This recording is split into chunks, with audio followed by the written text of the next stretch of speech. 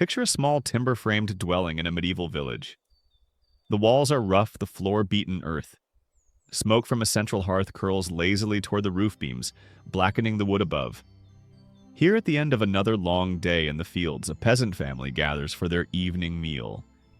The air holds the faint sour scent of boiled grains mingled with wood smoke and the damp of the thatch. It is not a feast, not even a varied supper. It is the same meal they ate yesterday and the day before and the day before that.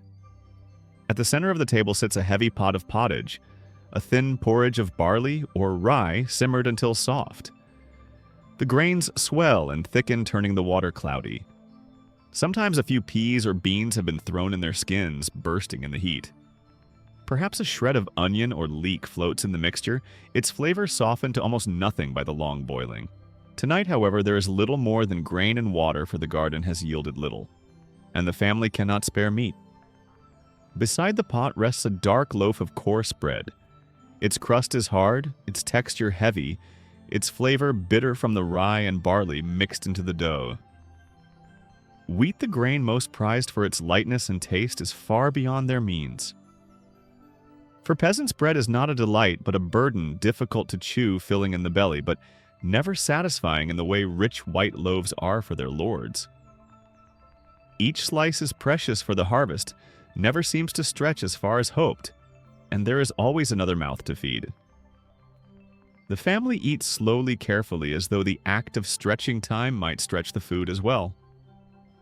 The parents break the bread into small pieces and hand them to their children first. The children soak the bread in the hot pottage to soften it, chewing with effort, their small faces serious and intent. Hunger has taught them not to complain. To eat is to be grateful, even if the taste is dull, even if the stomach still growls after the last bite is gone. Day after day, the monotony of these meals presses on. There are no spices to brighten the flavor, no pepper to add sharpness, no cinnamon to lend warmth. Such luxuries are reserved for the kitchens of nobles and merchants, their worth measured not in pennies but in oxen and gold. For the peasant, seasonings come only in the form of herbs grown by the cottage door, parsley, dill, or a sprig of sage, simple greens that add fragrance but little richness. The absence of flavor is its own reminder of the family's place in the world, their table a mirror of their station. On rare occasions, there might be something more. Perhaps a neighbor has trapped a rabbit and a portion of meat is added to the pot. Or perhaps after a festival day, a leftover bone with scraps of salted pork finds its way into the broth. These moments are treasured, for they transform the ordinary gruel into a feast in the eyes of the hungry. The children lick their bowls clean, savoring the taste, committing it to memory, knowing it may be weeks before such fortune comes again. The contrast between their humble supper and the meals of their lords is never far from mind. Only a mile away, inside stone walls, nobles dine on multiple courses, roasted meats glistening with fat pies, filled with venison or game trenchers of soft white bread and goblets of spiced wine. The aromas waft from the castle kitchens, drifting into the night air, reaching the village in faint whispers. For the peasants, those scents are like a taunt, a reminder that the world is divided into those who feast and those who endure. Yet for all its plainness, the peasant meal carries its own rhythm, its own rituals. Bread is broken and shared, not cut. The pot is placed in the center so all may dip their spoons in turn, a symbol of necessity and togetherness. Children are taught to chew slowly, to swallow gratefully, to leave nothing behind. Even crumbs are gathered from the table, for nothing can be wasted. Hunger makes its own rules, and thrift becomes a virtue passed from one generation to the next. In the stillness of the evening, when the bowls are scraped clean and the fire begins to fade, the family settles back their bellies, never quite full but eased for the moment. The father stretches his tired limbs, the mother rubs her calloused hands. The children drift into sleep, their heads resting on straw pallets by the hearth. Outside, the wind rustles through the thatch, and the darkness presses close. Tomorrow will bring more labor and another meal just like this one. This is the rhythm of survival in medieval Europe. To eat is not to indulge, but to endure. The body is given enough to rise at dawn and bend to the fields, to swing the scythe to carry the yoke. The meal is fuel, nothing more. Variety is unknown flavor, a dream, fullness, a luxury, Hunger never leaves. It is merely pushed back hour by hour, day by day. And yet within this stark reality lies a quiet dignity. The peasant family does not expect abundance. They measure their fortunes not by the flavors on their tongue, but by the simple fact that there is food at all. To them, a loaf of bread and a pot of gruel are victory's proof that their labor has not been in vain, that they will see another day. In a world of ceaseless toil and uncertain harvests, that is enough. The humble meal at the peasant table may seem bleak to modern eyes, but it sustained millions across centuries. It shaped bodies hardened by labor minds, disciplined by scarcity, and spirits strengthened by endurance. Coarse bread and watery porridge. These were the cornerstones of life, the quiet threads from which the fabric of medieval society was woven. Imagine for a moment the hush of a medieval marketplace at dawn. The stalls are still empty, the cobblestones damp with night mist, the air carrying a faint scent of hay and smoke. In a few hours, the square will come alive with villagers selling onions, beans, and coarse loaves. But for now, it lies silent, awaiting the arrival of merchants who carry treasures beyond the imagination of most peasants. Tiny bundles of spices worth their weight in silver, gold, and sometimes even more. Spices in the Middle Ages were not merely ingredients. They were symbols of wealth, tokens of power, emblems of prestige.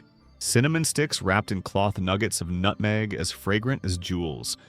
Peppercorns glistening like black pearls, all were rarities that traveled across continents, carried by caravans, through deserts and over mountains, or by ships across dangerous seas. To hold even a pinch of such wonders was to hold a piece of the wider world distant and exotic forever beyond the reach of most who labored in the fields. The common peasant family knew little of such flavors.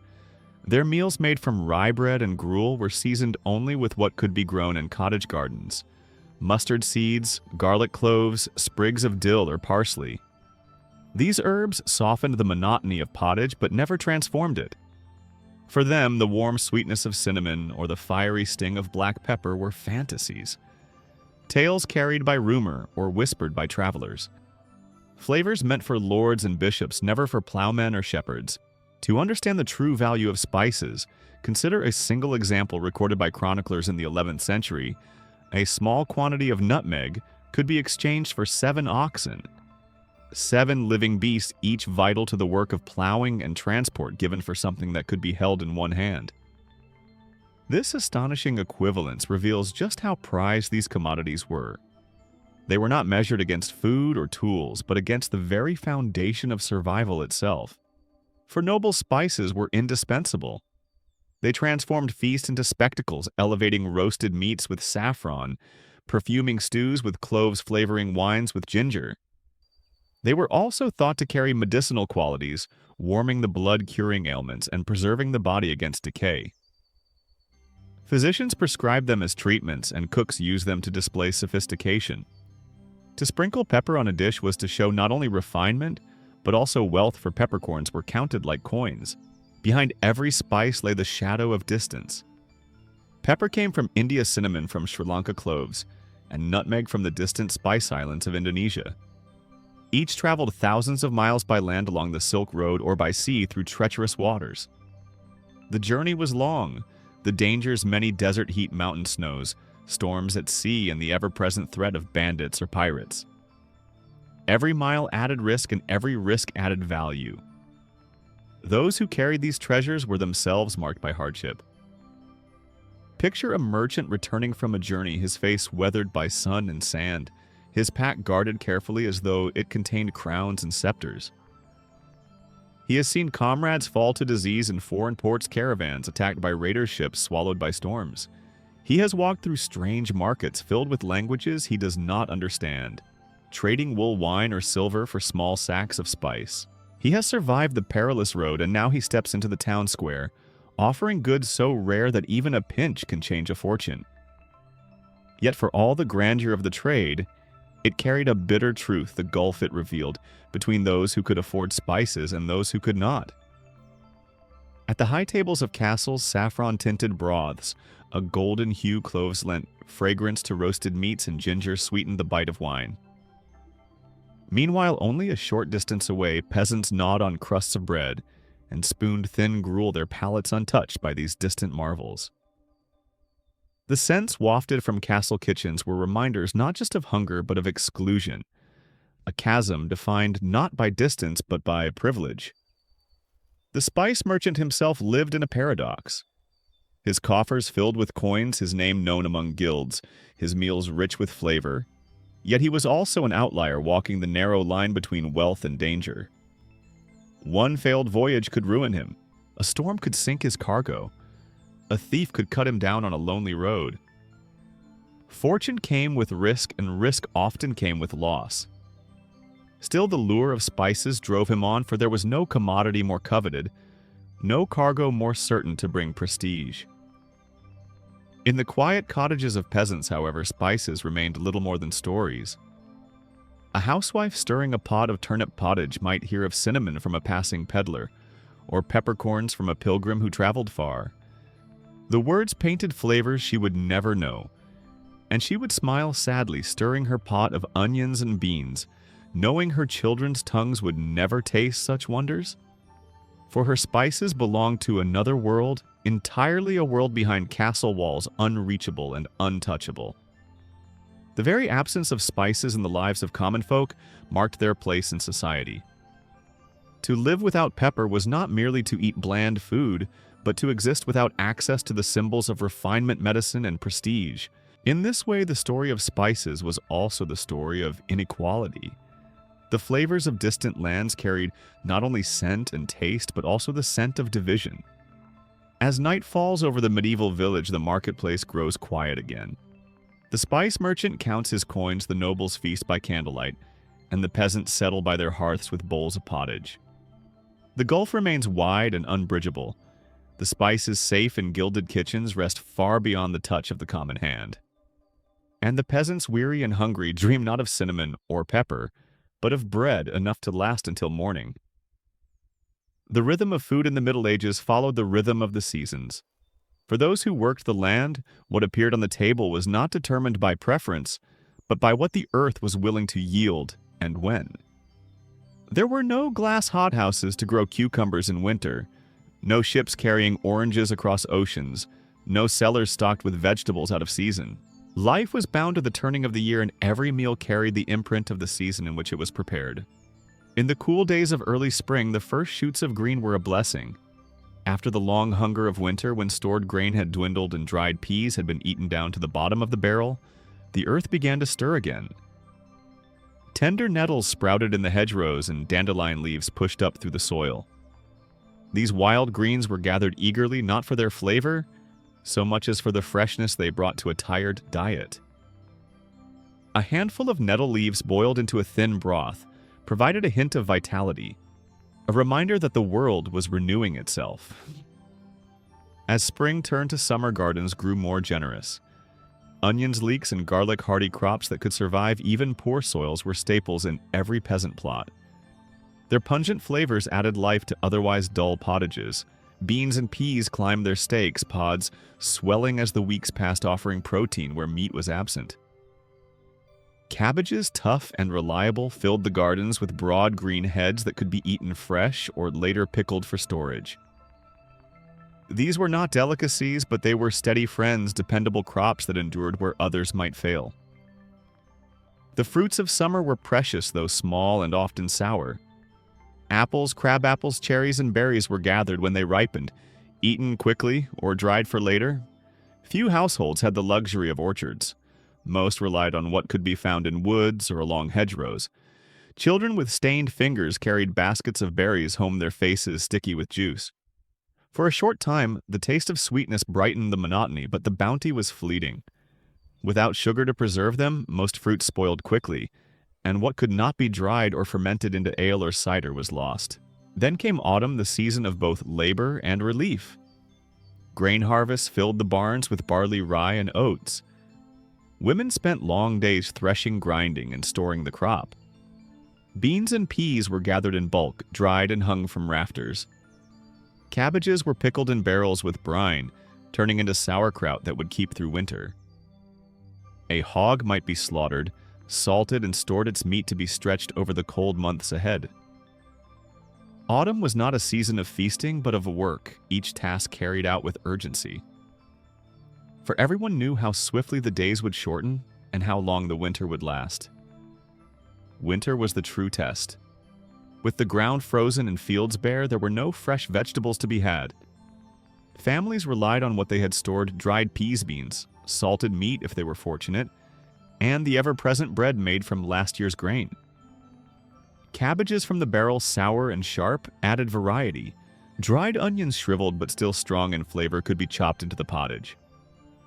Apples stored in lofts slowly shrank and wrinkled, their sweetness fading as the weeks dragged on. Every bite was weighed against what remained in the storehouse. To eat too freely was to risk famine before spring. For peasants then, vegetables were not a side dish or a luxury, but the heart of survival. They were hardy, practical, and suited to storage. Leeks stood green against frost. Onions dried easily. Cabbages could be buried in straw and retrieved as needed. There was little talk of flavor, only of what endured. A meal of barley bread and cabbage stew might seem meager, but it could sustain a family through months of cold and hunger.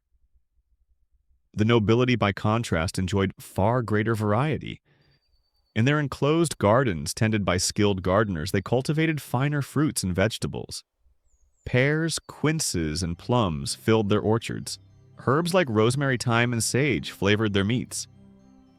Some lords experimented with imported seeds, growing crops unfamiliar to peasants.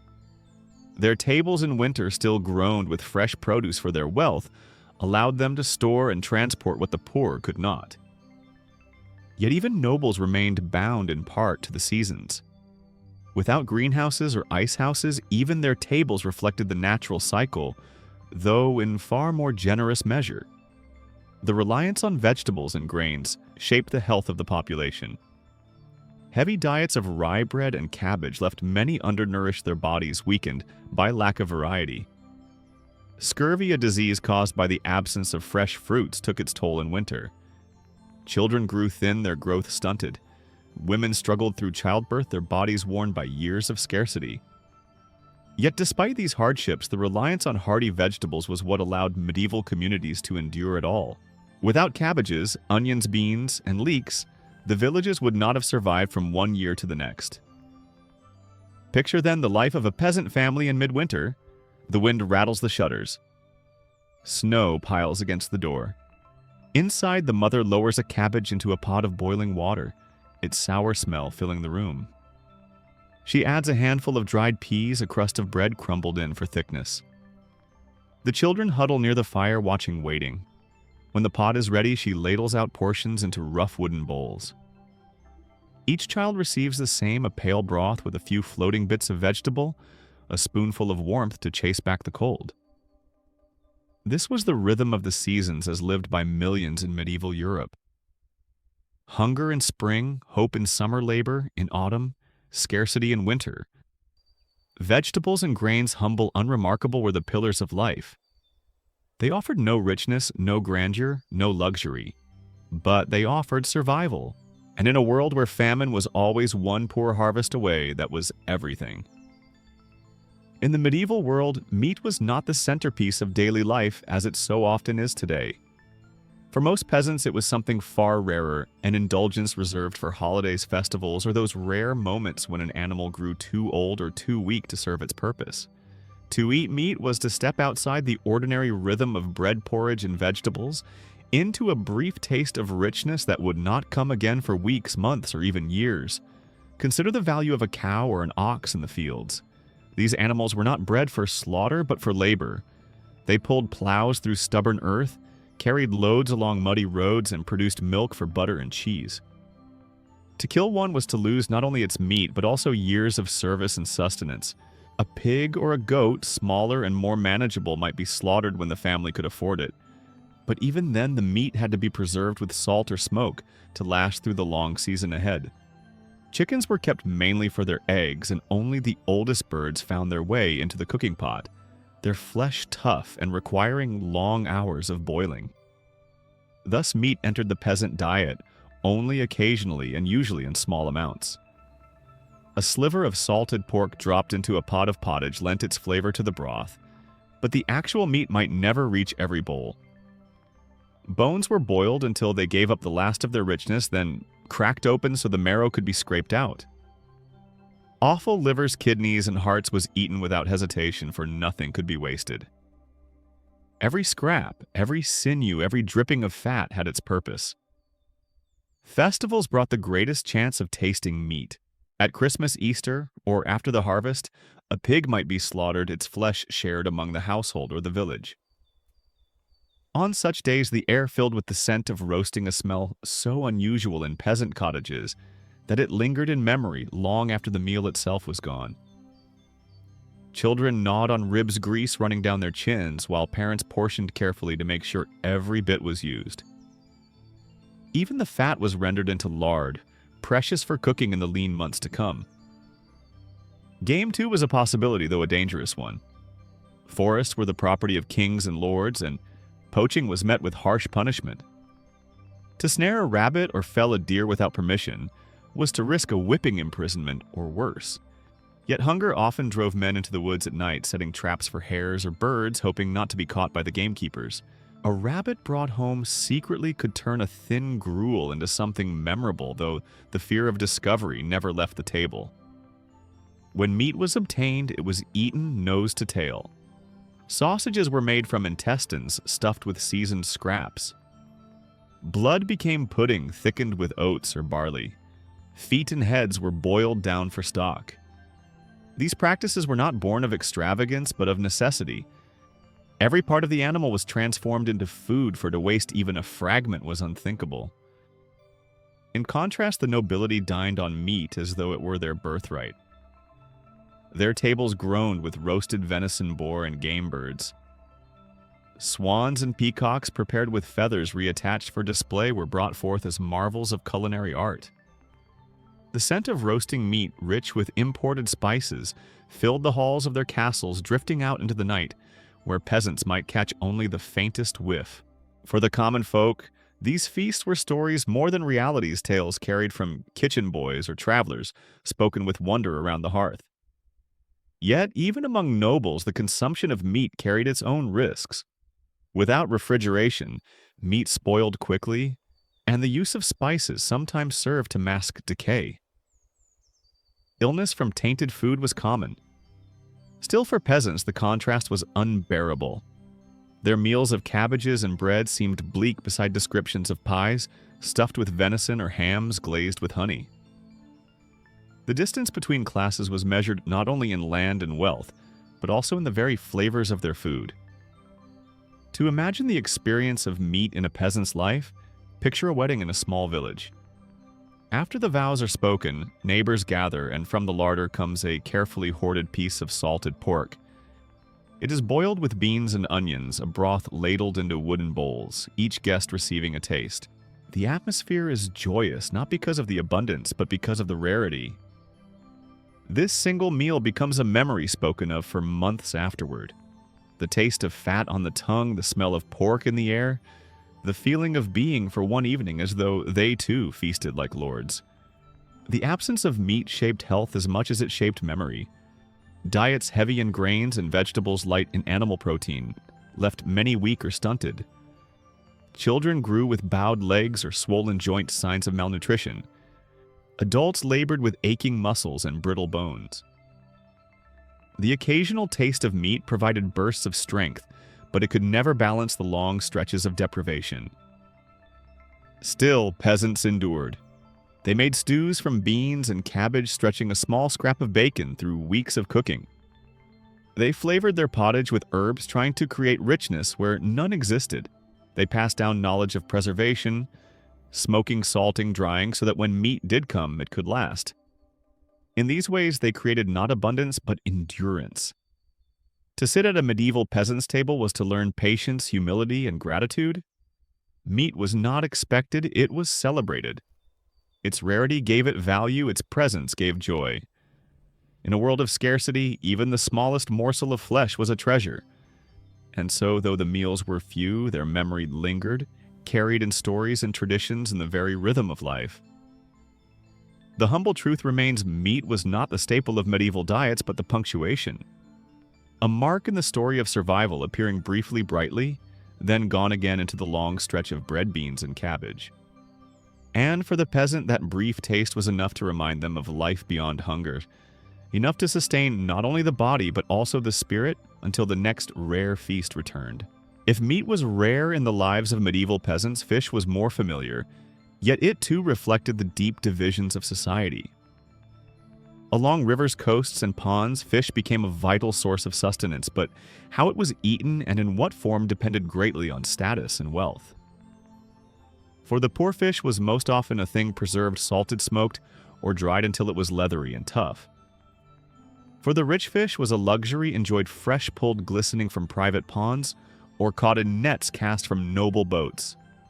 The story of medieval fish, then, is one of both necessity and privilege. For peasants living near the sea or by rivers, fish was a part of daily survival. Salted herring was the most common. Packed into barrels by the thousands, preserved herring traveled across Europe, a trade so large it shaped entire economies. It was cheap filling, and when softened in water and cooked in a pottage, gave a flavor that peasants otherwise lacked. Cod, too, became a staple. Dried into hard slabs that could last for months, it was carried inland from coastal towns, sold in markets, and stored in larders to be eaten long after it had been caught. Smoking was another method of keeping fish edible through the lean months. In small cottages, families strung up eels, trout, or smaller river fish above the hearth, letting the smoke cure them slowly. The flesh grew dark and tough, but it could be eaten for weeks afterward, cut into stews or chewed on its own. For many, these preserved fish were among the only reliable proteins. They knew the closest substitute for meat, in a diet otherwise dominated by grains and cabbages. Yet preserved fish carried with it the unmistakable mark of poverty. Its texture was hard, its taste strong and often unpleasant. It filled the stomach, but brought little joy. For peasants, fish was never a feast, only a necessity. They chewed each bite carefully, softened by broth or ale, grateful for the nourishment, even as they longed for something fresher. For the nobility, however, fish was transformed into delicacy. Many great estates boasted artificial fish ponds carefully tended and stocked with carp, pike, or tench. These ponds were symbols of wealth as much as sources of food, demonstrating that the lord had both the resources and the leisure to maintain them. When nobles wished to dine, fish could be plucked from the waters and carried fresh to the kitchens, where cooks prepared them with herbs, spices, and sauces. Carp simmered with saffron, pike roasted and stuffed with almonds. Such dishes graced the tables of lords, dazzling guests with both taste and display. Monasteries, too, held a unique place in the world of fish. Bound by religious rules that forbade meat on many days of the year, monks relied heavily on fish to sustain them. Their abbeys often stood near rivers or included ponds of their own, ensuring a steady supply. While peasants ate preserved herring, monks might dine on fresh trout or eel, seasoned simply but eaten in greater abundance than most villagers could dream of. Fish for them was not only food but also compliance with the church's strict calendar of fasting and abstinence. The demand for fish was so great that it fueled entire industries. Coastal towns grew wealthy from the herring trade. Fishing fleets traveled far into the North Sea and the Atlantic, braving storms to haul back cod in such numbers that they could be dried and exported for months on end. Markets in inland towns echoed with the cries of fishmongers' barrels of salt fish standing beside baskets of bread and wheels of cheese. The movement of fish across Europe tied villages to towns, towns to cities, and cities to kingdoms, weaving a web of commerce that stretched farther than most peasants could imagine. But, as with so much else in medieval life, access to the best of this bounty was uneven. The nobility's fish ponds meant they could enjoy fresh, tender flesh on demand. Their cooks transformed fish into ornate dishes, gilded with sauces and fragrant with spices. Peasants, meanwhile, gnawed on dried slabs of cod that had traveled hundreds of miles, or chewed smoky strips of eel taken from the hearth rafters. The difference was not simply one of taste, but of status. To eat fresh fish was to belong to a higher world. To eat preserved fish was to remain firmly within the struggle of the poor. Still, fish played its role as a bridge between hunger and survival. On a cold winter's night, a pot of barley pottage enriched with salted herring might keep a family alive when there was nothing else to be had. The smell was strong, the texture tough, but the nourishment was there, and that was what mattered. Children went to sleep with something in their stomachs, and parents faced another day of labor with just enough strength to carry on. Meanwhile, in the great halls, fish took on symbolic weight as well. Feasts often began with elaborate fish courses, the shimmering skin of a roasted pike, presented whole its scales catching the candlelight. Guests marveled not only at the taste, but also at the spectacle, the demonstration that their host had wealth enough to command such delicacies. In this way, fish became more than food. It was theater, a performance of abundance and control, designed to impress all who were present. The story of fish in medieval life, then, is a story of contrast. Preserved fish traded and consumed by the masses was the food of necessity, hard and unyielding but essential. Fresh fish reserved for nobles and monasteries was the food of privilege, tender, fragrant, and celebrated. Between the two lay a gulf as wide as that between the peasant's cottage and the lord's manor, a divide reinforced in every bite.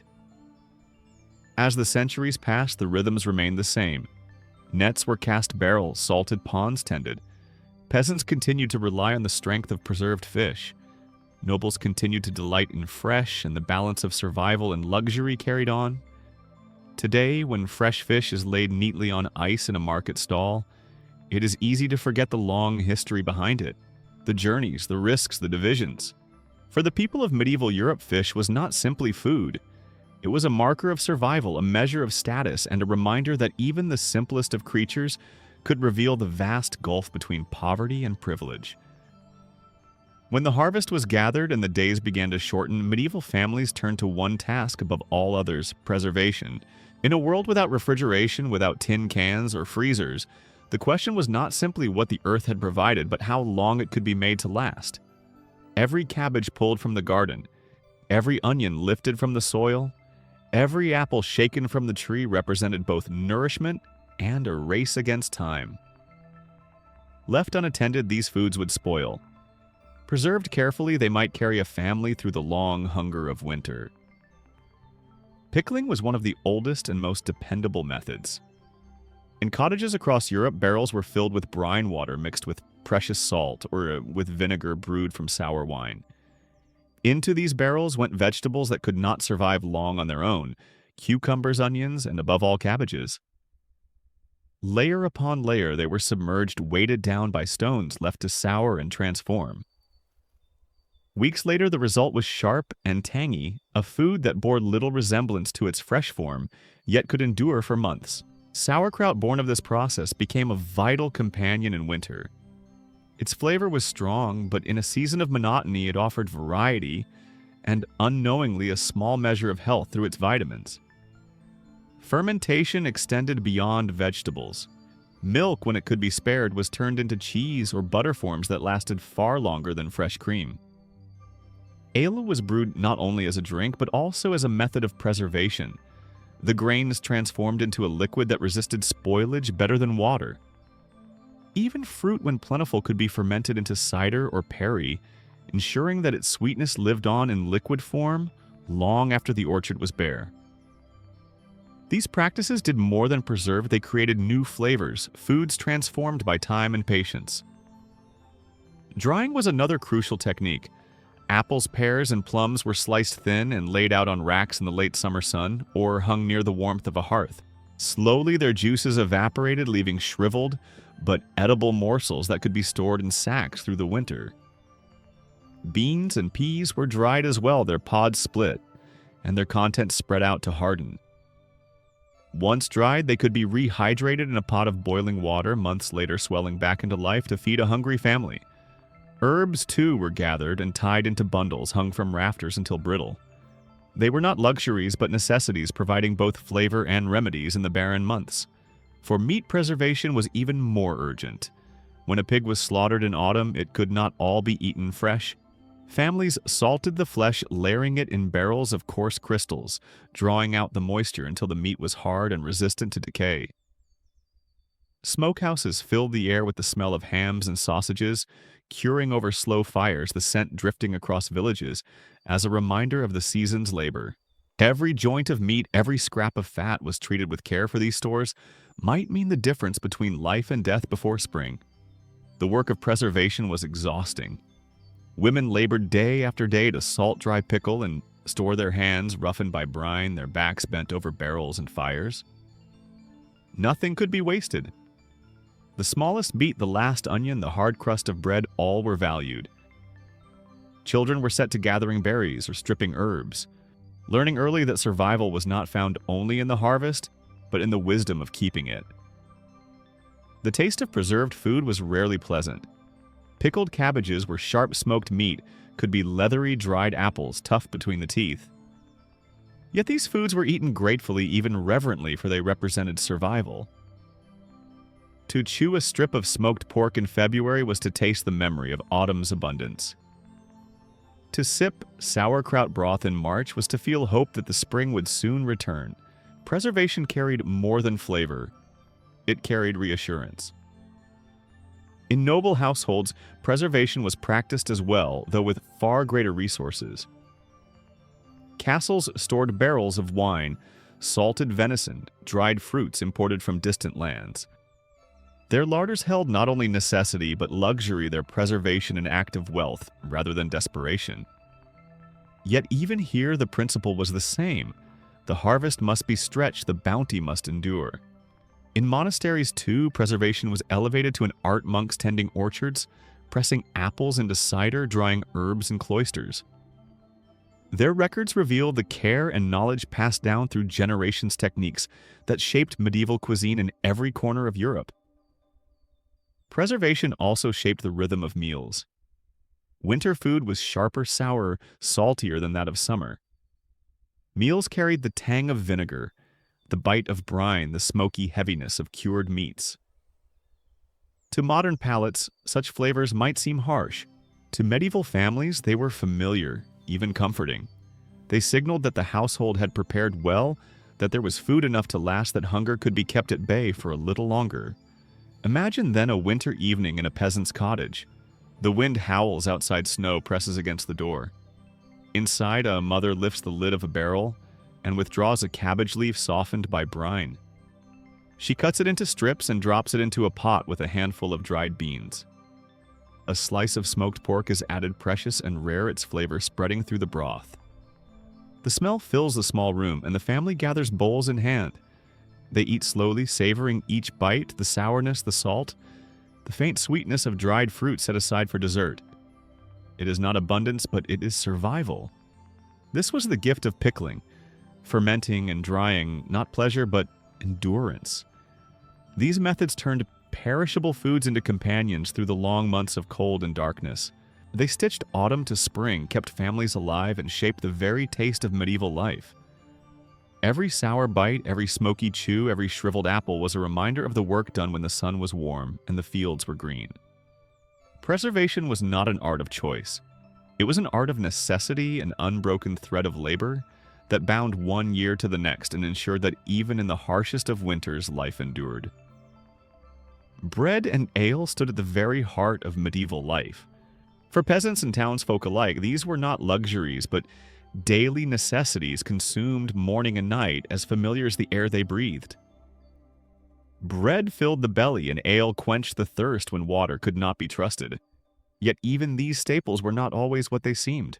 In times of scarcity, when grain was short and profits slim, bakers and brewers often resorted to deception, stretching their supplies with fillers, watering down their wares, and turning the very food of survival into a gamble of trust.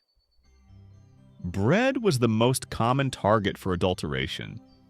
Wheat, the grain most prized for its softness and flavor, was rare and costly.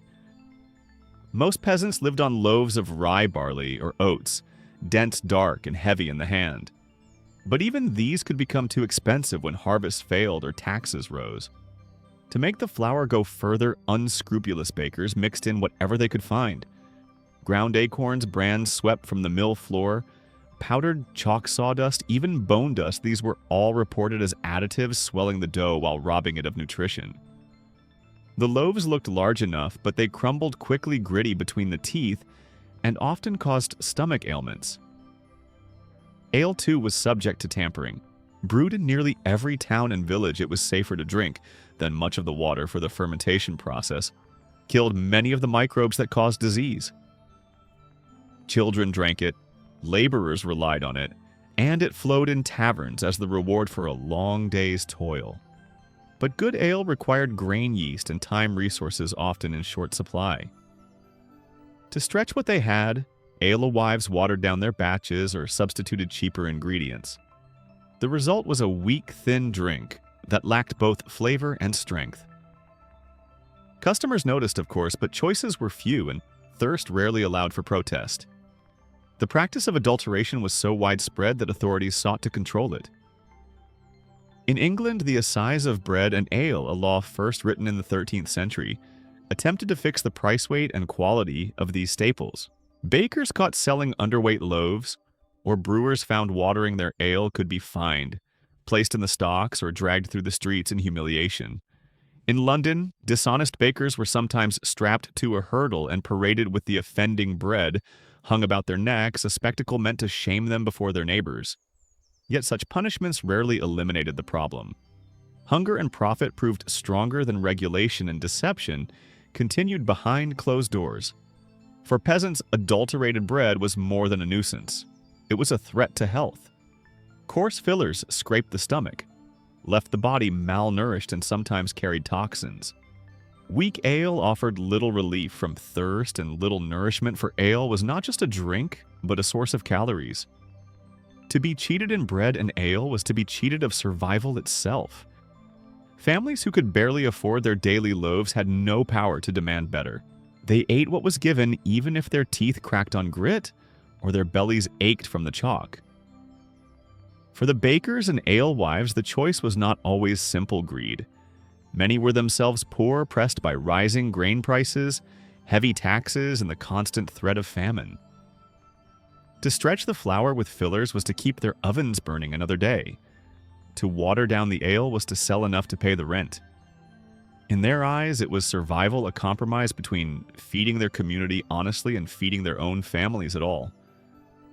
The line between necessity and dishonesty blurred, and guilt weighed heavily. Some felt shame as they watched their neighbors bite into a loaf that looked whole but was not. Others hardened themselves, telling each other that at least there was something to eat, however imperfect. Nobles, of course, were largely untouched by such deceit. Their bread was baked from pure wheat flour, white and soft, often called manchet. Their ale and wine were strong and flavored with spices or honey. They lived in a world apart where the staples of life were symbols of refinement rather than survival. For them, the adulteration of bread and ale was another reminder of the gulf between themselves and the masses, a problem to regulate, but not one they endured at their own tables. Picture then a small town on market day. A baker sets out his loaves, their crusts dark, their shapes uneven. Women approach with baskets, weighing coins in their hands. They ask no questions, for they cannot afford to. They take the bread home, cut it with knives dulled by grit, and feed it to their children. Down the lane, an alewife pours weak ale into mugs, smiling nervously as her customers grumble about the taste. She knows she has cheated them, but she also knows the grain bin is nearly empty. Tonight she will count her meager coins and pray that tomorrow's sales will be enough to buy more barley. Bread and ale defined life, but in their very ordinariness lay constant danger. To eat was to risk disappointment. To drink was to accept dilution. And yet people endured. They chewed the gritty loaves, they drank the weak ale, and they carried on. For in the medieval world, even flawed bread was better than none, and even watered ale was safer than the wells that ran foul. Adulterated bread and weak ale tell us something about the texture of medieval life, its precariousness, its compromises, its weary resilience. Food was never certain, and even the simplest staples were shadowed by scarcity. To sit at a medieval table was to live with this tension, balancing gratitude for what was present against suspicion of what it contained. And still families ate, children grew, and communities endured, bound together by the daily act of breaking bread, however coarse, and raising a cup of ale, however thin. Step inside a medieval peasant's home. The door creaks open to reveal a single room dark, except for the flicker of firelight. The air is heavy, filled with the mingled smells of smoke, sweat, and animals. For here in this small space, people and beasts share the same walls. Chickens scratch in the straw on the floor. A pig roots noisily in the corner searching for scraps. Perhaps a calf lies tethered near the hearth, its warmth helping to take the chill from the night air. This was not unusual, it was survival. Livestock were too valuable to risk to thieves or wolves, and the heat of their bodies offered comfort in cold months. Yet this arrangement blurred the boundary between home and barn, between food and filth. The rushes spread across the earthen floor were meant to soften the ground and soak up waste, but they quickly grew damp and foul. Every step stirred up dust and the scent of decay. Insects thrived in these conditions, flies buzzing from animal droppings to cooking pots, fleas leaping from dogs to children, lice burrowing into hair and clothing. The hearth, smoky and dim, filled the lungs with soot. Pots of pottage simmered above their contents, open to every drifting particle in the air. A family ate while chickens darted about their feet and rats scurried in the shadows. In such close quarters, contamination was constant. The food that nourished could also sicken. Grains stored in sacks might grow mold or harbor weevils. Water drawn from wells was easily fouled by nearby waste. Meat, if any, was kept spoiled quickly without salt or smoke, and the faintest taint of decay could turn a meal into a source of illness. Yet families had little choice. Hunger pressed harder than fear of sickness, and so they ate what they had, hoping for the best. In towns and cities, the problem grew worse. Narrow streets filled with refuse and excrement. Human waste was often tossed from chamber pots into gutters where it mingled with rotting scraps and animal carcasses. Streams that wound through towns carried dyes from tanneries, blood from butchers' stalls, and all manner of filth from workshops. Yet from these same streams, people drew water for cooking and brewing. Markets bustled with life, but they also swarmed with vermin. Flies clustered on cuts of meat. Dogs fought over bones discarded in the mud. Rats darted between stalls, bold in their search for scraps. To shop at a market was to accept the risk that one's meal might carry unseen danger. Even the nobility were not immune. Within castle walls, kitchens roasted meats on open spits, their drippings sizzling onto floors already slick with grease. Food was stored in pantries where mice slipped through cracks and insects laid their eggs. Though lords and ladies dined on lavish dishes, they too fell prey to foodborne illness. Chroniclers tell of nobles stricken with stomach cramps, fevers, or worse after feasts. Even a king was not spared. John of England in the early 13th century was said to have eaten spoiled peaches that left him racked with dysentery, his health so weakened that he never recovered. His case may have been dramatic, but it was hardly unique. Contaminated food crossed all boundaries of wealth and rank. Without knowledge of germs or bacteria, people explained sickness through other means. Many believed in miasma, the theory that foul air carried disease. To breathe in the stench of rot or waste was, they thought, to invite illness into the body. And so they burned herbs to sweeten the air-carried pomanders filled with spices, or sought refuge in the countryside when towns grew too foul.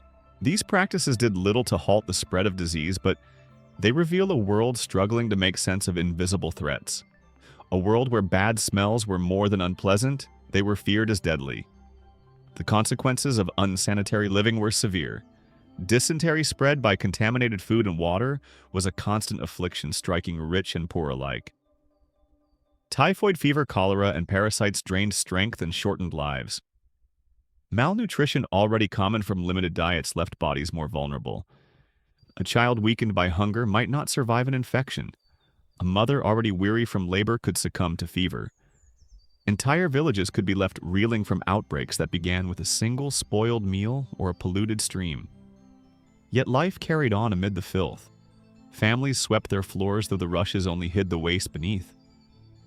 Women boiled water for cooking, hoping heat would purify it. Monasteries enforced rules of cleanliness. Their kitchens and infirmaries kept in better order than most homes. Housewives took pride in scrubbing their pots and keeping their hearths swept and hanging herbs to freshen the air. These small acts of order and care were attempts to wrest a measure of safety from an environment that was always threatening to overwhelm. Imagine then a winter's night in a peasant cottage. The fire burns low, casting long shadows. Children doze on straw pallets, their breaths mingling with the soft grunts of animals nearby. A pot of cabbage stew simmers its scent heavy in the smoky air. From the rafters hang dried beans and herbs, while in the corners, unseen mice nibble at crumbs. The family eats together, bowls in hand, comforted by the warmth of the food, though never free of the risks it carries. Such was the reality of life in close quarters nourishment and danger, comfort, and contamination, bound together in every meal. To us, the thought may seem unbearable. To them, it was simply life.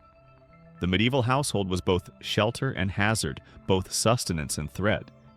Its walls held not only family and food, but also filth and disease.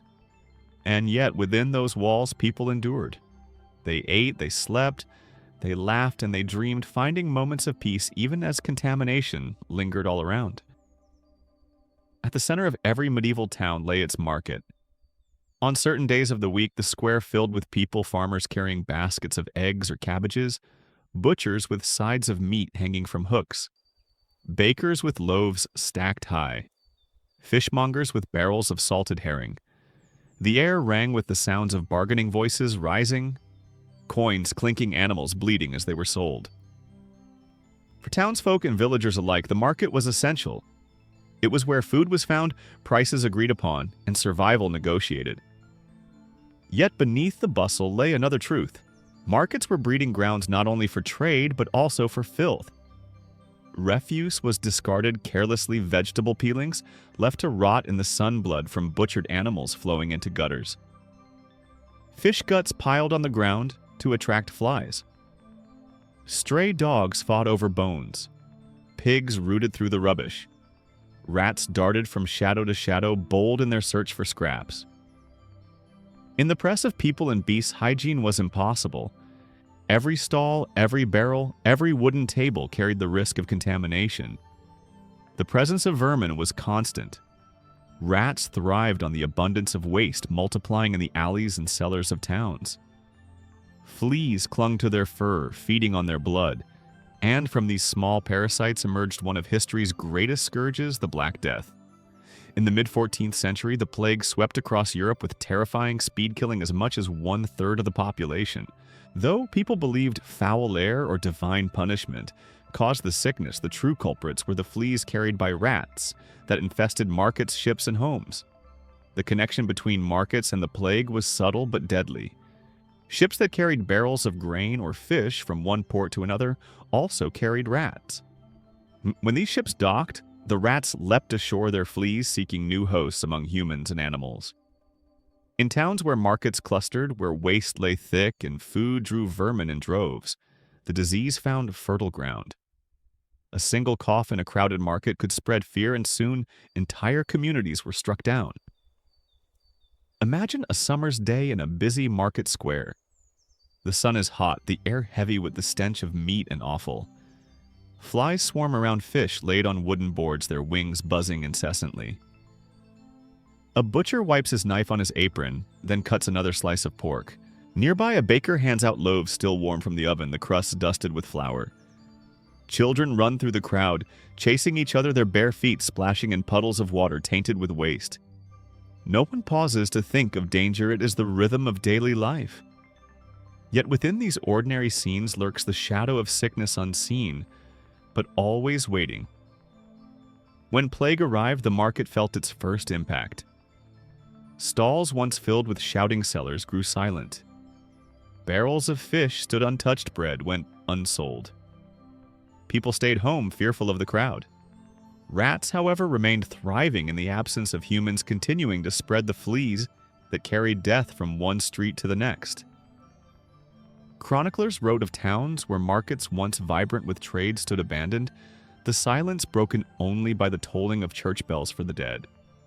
But even before and after the Black Death, the market's unsanitary nature shaped everyday health. Dysentery and food poisoning were common companions of those who purchased meat that had spoiled in the sun or fish that had traveled too far without proper salting. Children grew ill from food handled with dirty hands. Stomachs cramped, fevers rose, and families bore the cost of what had seemed like an ordinary day's shopping. The nobility were not immune. Though they did not purchase their food directly from market stalls, their kitchens often relied on the same supplies. A barrel of salted herring bought from a merchant might already carry rot.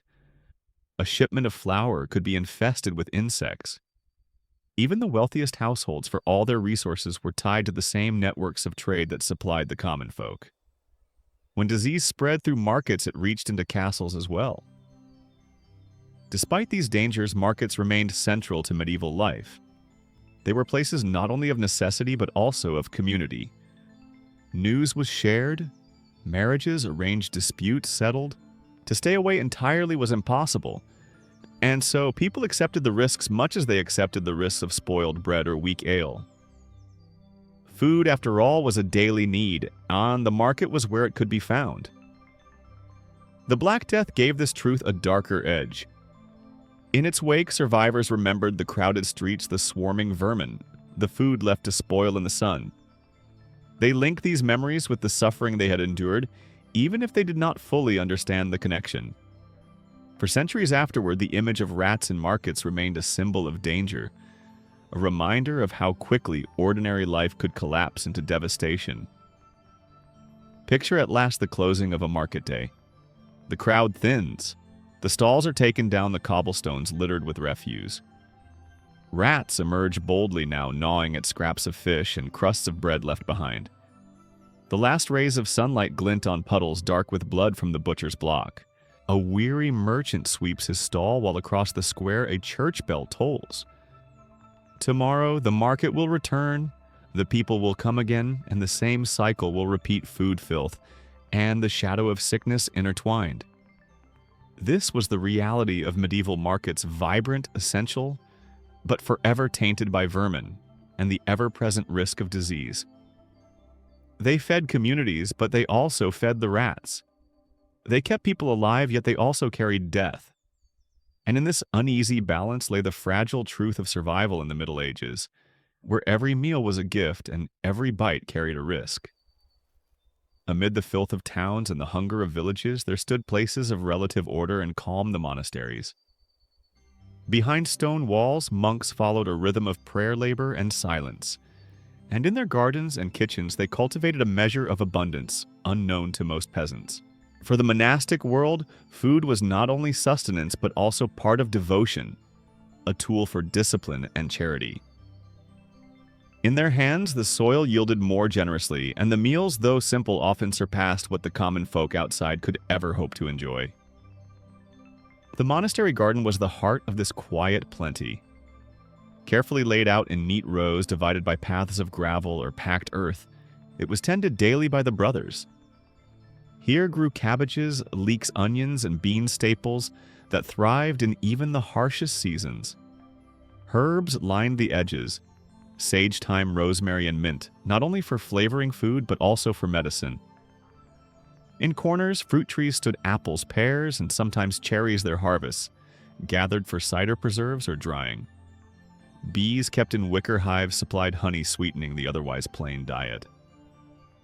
Unlike the small scattered plots of peasants, monastic gardens were organized and fertile, enriched by knowledge passed down in manuscripts. Monks studied texts from ancient Rome and Greece, combining old wisdom with practical observation. They composted waste-rotated crops and tended herbs with care, ensuring the soil did not tire too quickly. The results were evident, steady harvests that provided not only for themselves but also for the poor who came seeking alms. Meals within monasteries were marked by order and moderation. In the refectory, long wooden tables stood beneath high windows. The brothers gathered in silence, their meals accompanied not by chatter but by the voice of a reader reciting scripture. Bread, cheese, beans, and ale formed the core of their diet, with fish on days when meat was forbidden. On feast days, the fare might include eggs or even poultry, though always prepared simply without excess.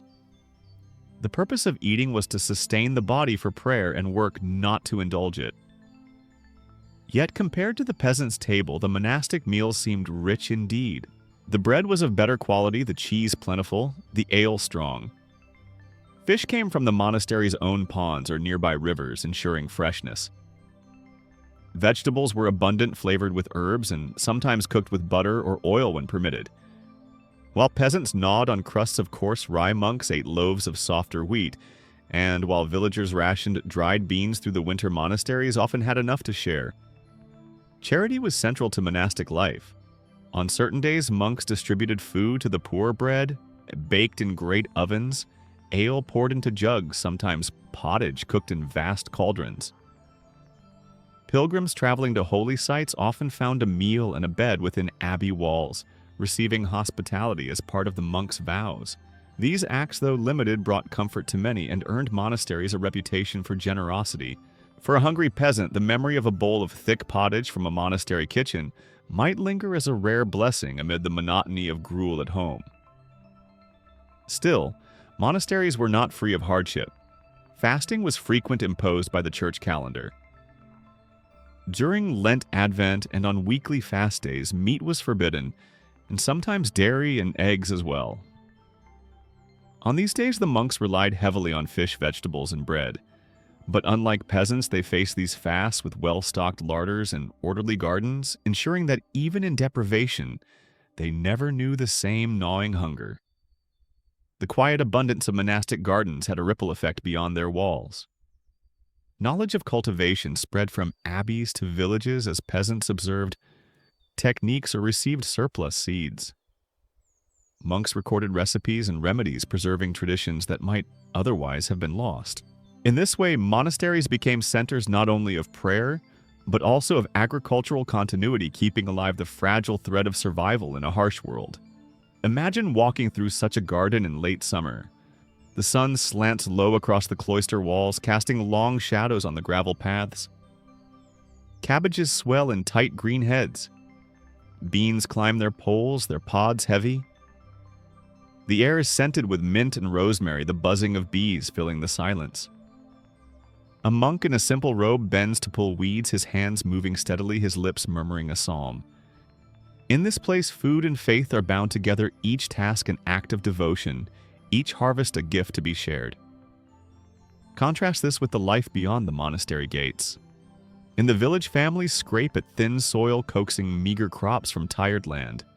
Their gardens are small, their tools poor, their harvest uncertain. Their meals are shaped not by choice, but by chance, whatever grows, whatever can be stored. While monks dine on bread, cheese, and fish, peasants often eat only bread and pottage day after weary day. The monastery thus stands as a small island of stability amid a sea of hunger. Yet even here, inequality remained. Monks, though sworn to simplicity, often lived more securely than the villagers who worked the abbey's fields. The land belonged to the church, and peasants toiled as tenants, their labor sustaining not only themselves, but also the monks. The charity of the abbey, generous as it seemed, was born of this same system of hierarchy. For those who received a loaf of bread at the monastery gate, gratitude mingled with the knowledge that it was their own work that had helped produce it. Still, the presence of monastic gardens softened the harshness of the age. They provided steadiness where famine loomed, generosity where want prevailed, and knowledge where ignorance might have led to waste. They were not perfect, nor free from contradiction, but they were sanctuaries in both spirit and sustenance. In the quiet order of monastic life, food was never an afterthought. It was central to survival, central to discipline, and central to charity. The abbey garden, carefully tended, gave more than vegetables and herbs. It gave reassurance that life could endure, that hunger could be eased, and that in a world marked by scarcity, there could exist small spaces of plenty. In the medieval world, food was not governed only by the seasons or the soil. It was also bound by the hand of the church. For the faithful, eating was not merely a matter of survival, but of obedience, shaped by rules of fasting and abstinence that stretched across the calendar year. These practices were meant to discipline the body and elevate the spirit, reminding people of their dependence on God. Yet for peasants already living on the edge of hunger, the burden was heavy indeed. Fasting did not always mean going without food entirely. More often it meant abstaining from certain foods, especially meat, dairy, and eggs. On Wednesdays, Fridays, and during Lent, meat from warm-blooded animals was forbidden.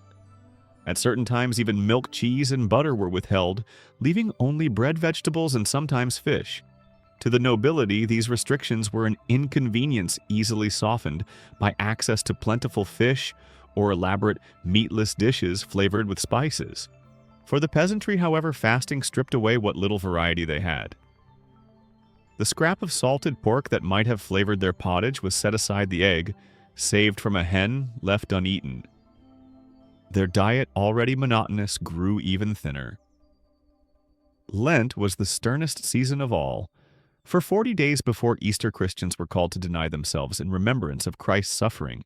For peasants, this often meant giving up the very foods that gave them strength through the last lean weeks of winter. Imagine a family in March, their stores already dwindling. The salted meat, precious and rare, was forbidden.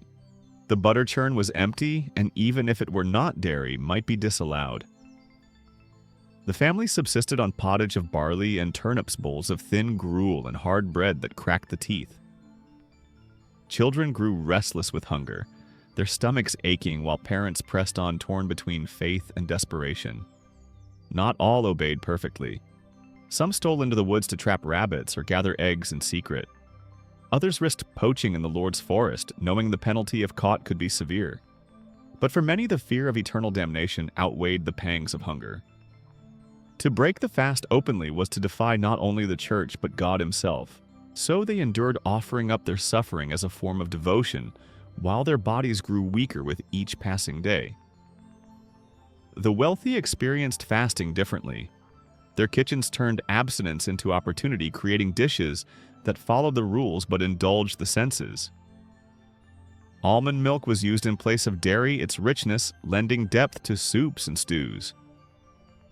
Fish was served fresh, baked in pies or stewed with saffron. On noble tables, fasting could seem almost like feasting, the restrictions softened by abundance and creativity. For the poor, such substitutions were unimaginable. Almonds and saffron were luxuries they might never even see. Still, even the poorest found moments of solace. Monasteries and abbeys, bound by vows of charity, often distributed bread and ale during fasting seasons. Some even shared pottage with pilgrims or the hungry who gathered at their gates. These acts of mercy did not erase the burden but offered brief relief. A bowl of warm broth, handed by a monk in silence, might give strength enough to face another day of hunger. The intention of fasting was spiritual discipline. Priests preached that denying the flesh purified the soul, drawing the faithful closer to God. Hunger was framed as wholly a small share in Christ's suffering. For the clergy, this teaching made sense. For peasants who labored from dawn to dusk, it was harder to bear. A man behind a plow needed strength, and strength came from food. A woman salting cabbages or spinning wool needed energy, and energy came from butter and eggs. To strip these away was to demand sacrifice upon sacrifice, body and soul, both pressed to their limits. And yet the rhythms of fasting became part of the rhythm of life itself. People marked the year not only by sowing and harvest, but also by the cycle of fast and feast. When Lent ended, Easter brought relief, and families celebrated with meat, eggs, and dairy in joyous abundance. Children hunted for eggs, a symbol of new life, and tables were laid with what had been denied for weeks. The contrast made the feast more meaningful, the food more delicious. In this way, fasting gave shape to time, carving hunger and plenty into alternating seasons. Imagine a cottage at the end of Lent. The family gathers around the hearth, thinner than before, their faces drawn from weeks of sparse meals. On Easter morning, the mother cracks an egg into a pan, the sound sharp in the silence. The children watch, their eyes wide, as the yolk cooks golden against the blackened iron. A small piece of pork is boiled in the pottage, the scent filling the room with richness. When the family eats, they smile for the first time in weeks. Each bite is savored, each mouthful a reminder that the fast is over, if only for a time. Fasting and abstinence reveal much about the medieval world. They show the power of the church shaping even the most basic human act, eating. They show the resilience of the people who endured hunger, not only from scarcity but also from devotion. And they show the great divide between rich and poor, for while both observed the same rules, only one truly suffered from them. To modern eyes, these practices may seem harsh, even cruel. But to medieval Christians, they were a way of life as natural as the changing of the seasons. They bore their hunger with patience, believing it drew them nearer to salvation. And though their bodies ached, their faith endured, sustained by the hope of a better feast to come both at Easter and in heaven beyond. If daily life for the medieval peasant was marked by hunger, monotony, and restraint, the world of the feast stood as its glittering opposite. To step into a great hall on the night of a feast was to enter a realm of abundance and spectacle, a place where food was more than sustenance, it was theater power and display. The contrast between the noble banquet and the peasant meal revealed not only the gulf of wealth, but also the ways in which food shaped identity, authority, and aspiration in the medieval world. The feast began long before the first dish was served. Preparations stretched across days. In castle kitchens, fires roared, spits turned, and cauldrons bubbled. Servants hurried back and forth with baskets of herbs, sacks of flour, and barrels of wine. The master cook, often as revered as a knight or minstrel, orchestrated the work like a general before battle. Every detail mattered, for the feast was not simply about eating. It was about impressing. To underwhelm the guests was to risk dishonor. When the doors of the great hall opened, the spectacle began.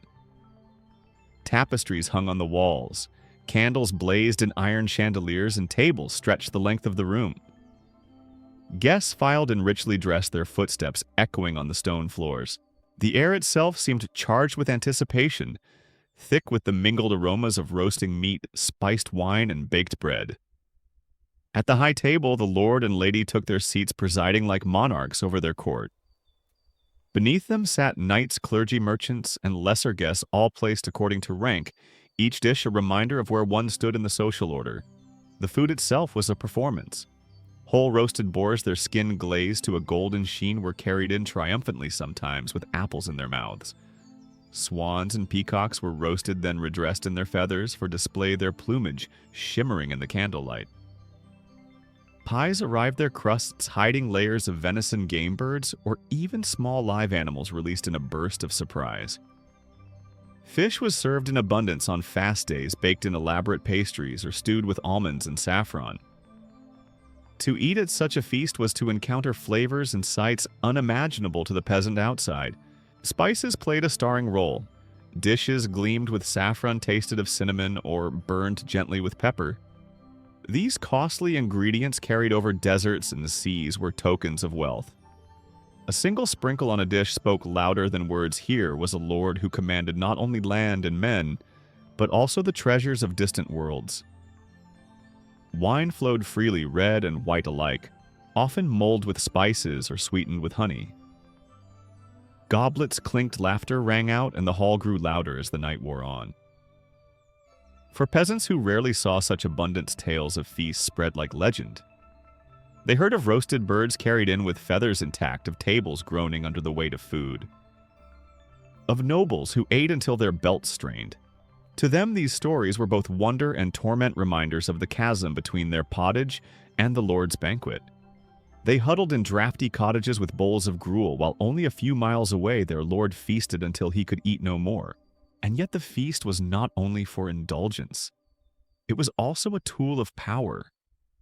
By hosting lavish meals, lords displayed their wealth and generosity, binding their guests to them through food and hospitality. A knight who dined well at his lord's table felt loyalty renewed. A merchant who tasted exotic spices might be awed into respect. Even the clergy seated in places of honor were reminded of the temporal power of their hosts. The feast reinforced the hierarchy as much as the battlefield or the court.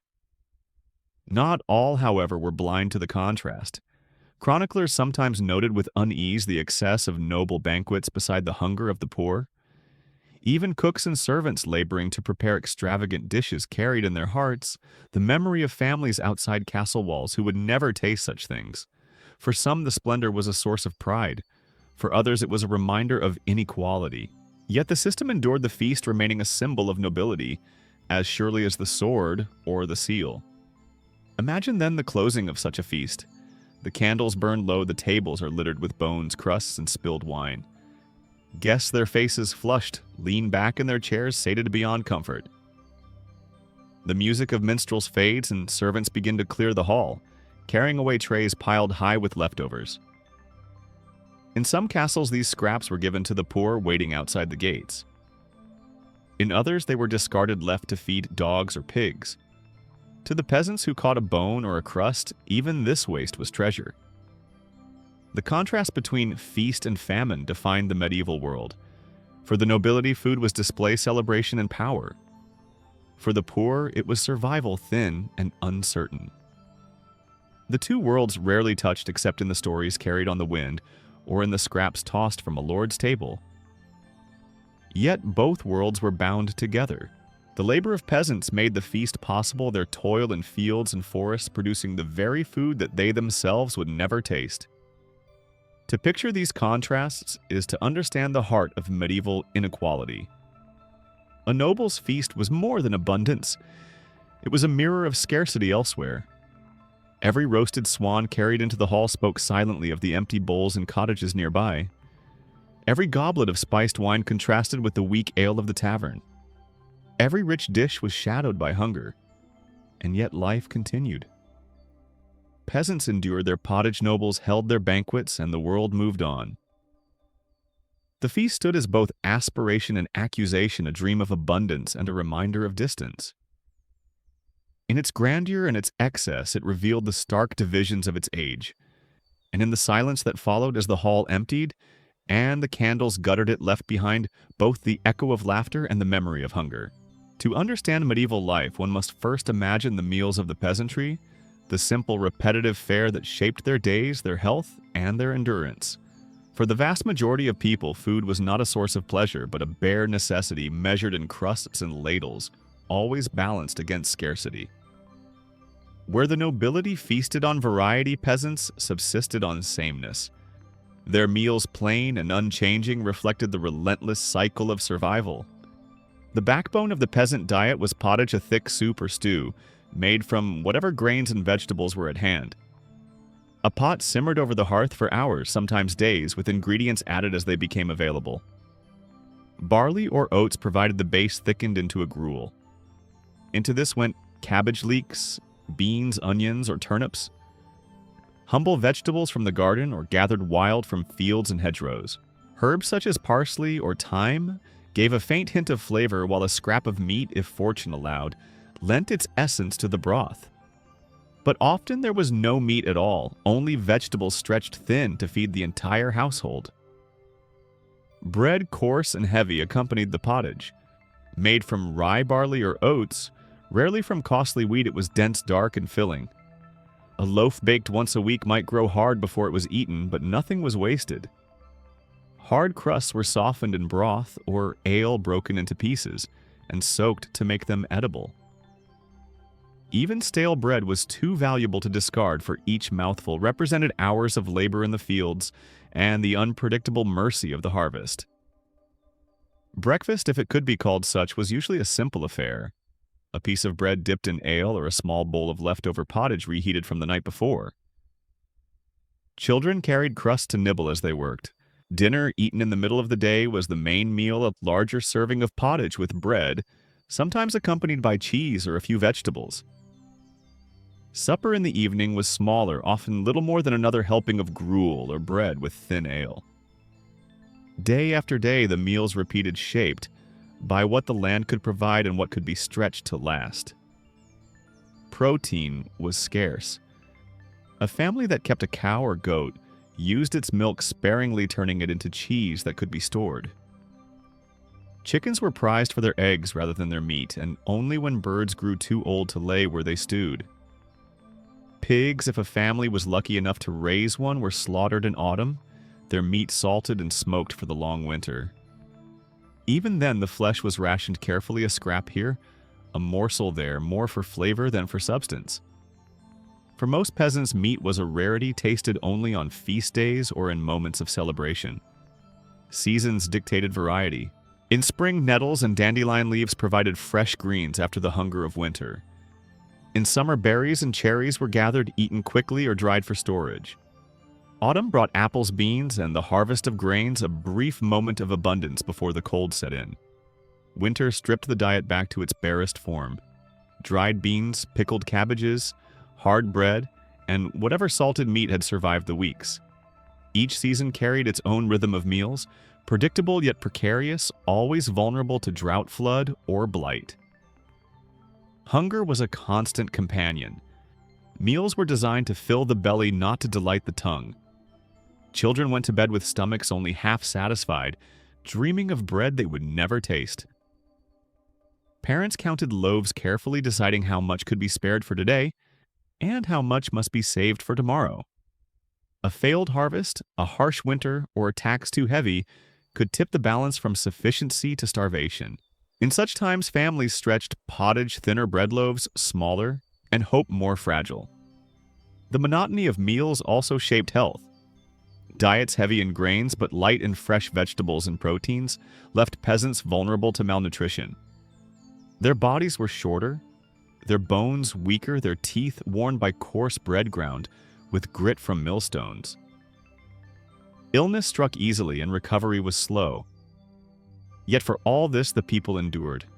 They drew strength not from variety but from persistence, living on what the earth provided and what their own labor could coax from it. Contrast this with the table of a noble. While peasants sipped thin ale, nobles drank wine spiced with cinnamon or clove. While peasants chewed on coarse rye, nobles bit into soft manchet wheat bread. While peasants ladled pottage, nobles feasted on roast pies and fish, prepared with care. The differences were not subtle, they were stark visible in every bite. For peasants, the knowledge of this disparity was ever present, though rarely spoken aloud. And yet, even in this life of scarcity, there were moments of joy. A wedding might bring a shared feast, a pig roasted on a spit, neighbors gathered in laughter. A harvest festival might allow for sweeter fare, apples baked, honey drizzled, or ale brewed stronger than usual. On holy days, even the poorest might taste meat, a fleeting break from the monotony of pottage and bread. These occasions, rare as they were offered, not only nourishment but also memory carried in stories, long after the taste had faded. Picture then the daily rhythm of a peasant household. The fire smolders in the hearth, a blackened pot hangs above it. Inside, barley gruel simmers slowly, its scent humble but comforting. A child tears a piece of dark bread, dipping it into the broth, while the father drinks a mug of ale thin as water. The mother stirs the pot, adding a cabbage leaf, perhaps a pinch of herbs, perhaps nothing at all. Outside the fields wait, and tomorrow will bring the same meal again. Yet for now there is warmth, there is family, and there is enough to make it through another day. This was the reality of peasant meals in the Middle Ages, repetitive, coarse, and often insufficient yet steady enough to sustain life. It was a diet that bred endurance more than strength, patience more than joy. And it shaped not only the bodies of those who ate it, but also the rhythm of their lives, tying them unbreakably to the land, the harvest, and the fragile hope of survival. Life in the medieval countryside followed the turning of the seasons, and nowhere was this rhythm more visible than in the food on the peasant's table. The land dictated what could be eaten, when it could be eaten, and how long it would last. From the first tender shoots of spring to the weary stores of winter, meals rose and fell in quality and abundance, weaving a cycle of hope and hardship that repeated year after year. Spring brought renewal, but it was also a time of fragility. After the long winter, larders were nearly empty. Barrels of salted pork had been scraped to their bottoms. Sacks of beans and grain stood light, and the bread grew harder with every passing week. Fresh food was only just beginning to appear, and so families relied heavily on what remained. This period was known as the hunger gap, a span of weeks when the old stores were exhausted, but the new harvest was not yet ready.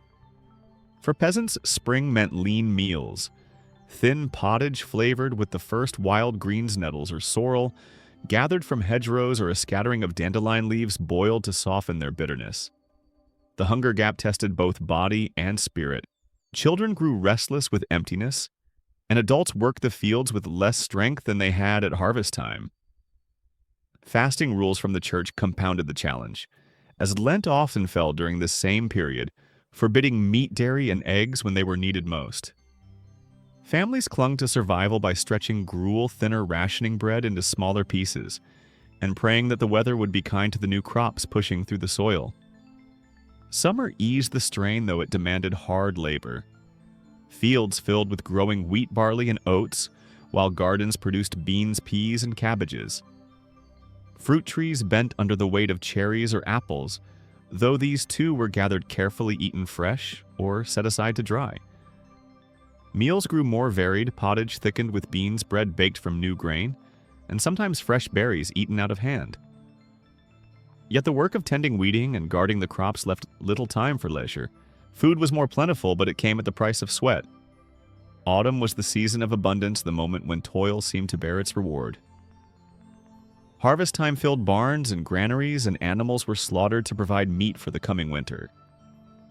Villages echoed with the smell of smokehouses curing pork and beef, while kitchens steamed with pickling and preserving. Cabbages were shredded for sauerkraut apples, dried for storage beans, shelled and spread to harden.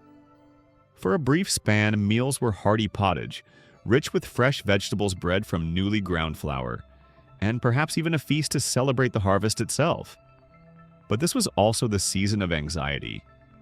Every sack of grain, every salted joint of meat represented the household's chances of surviving the next year.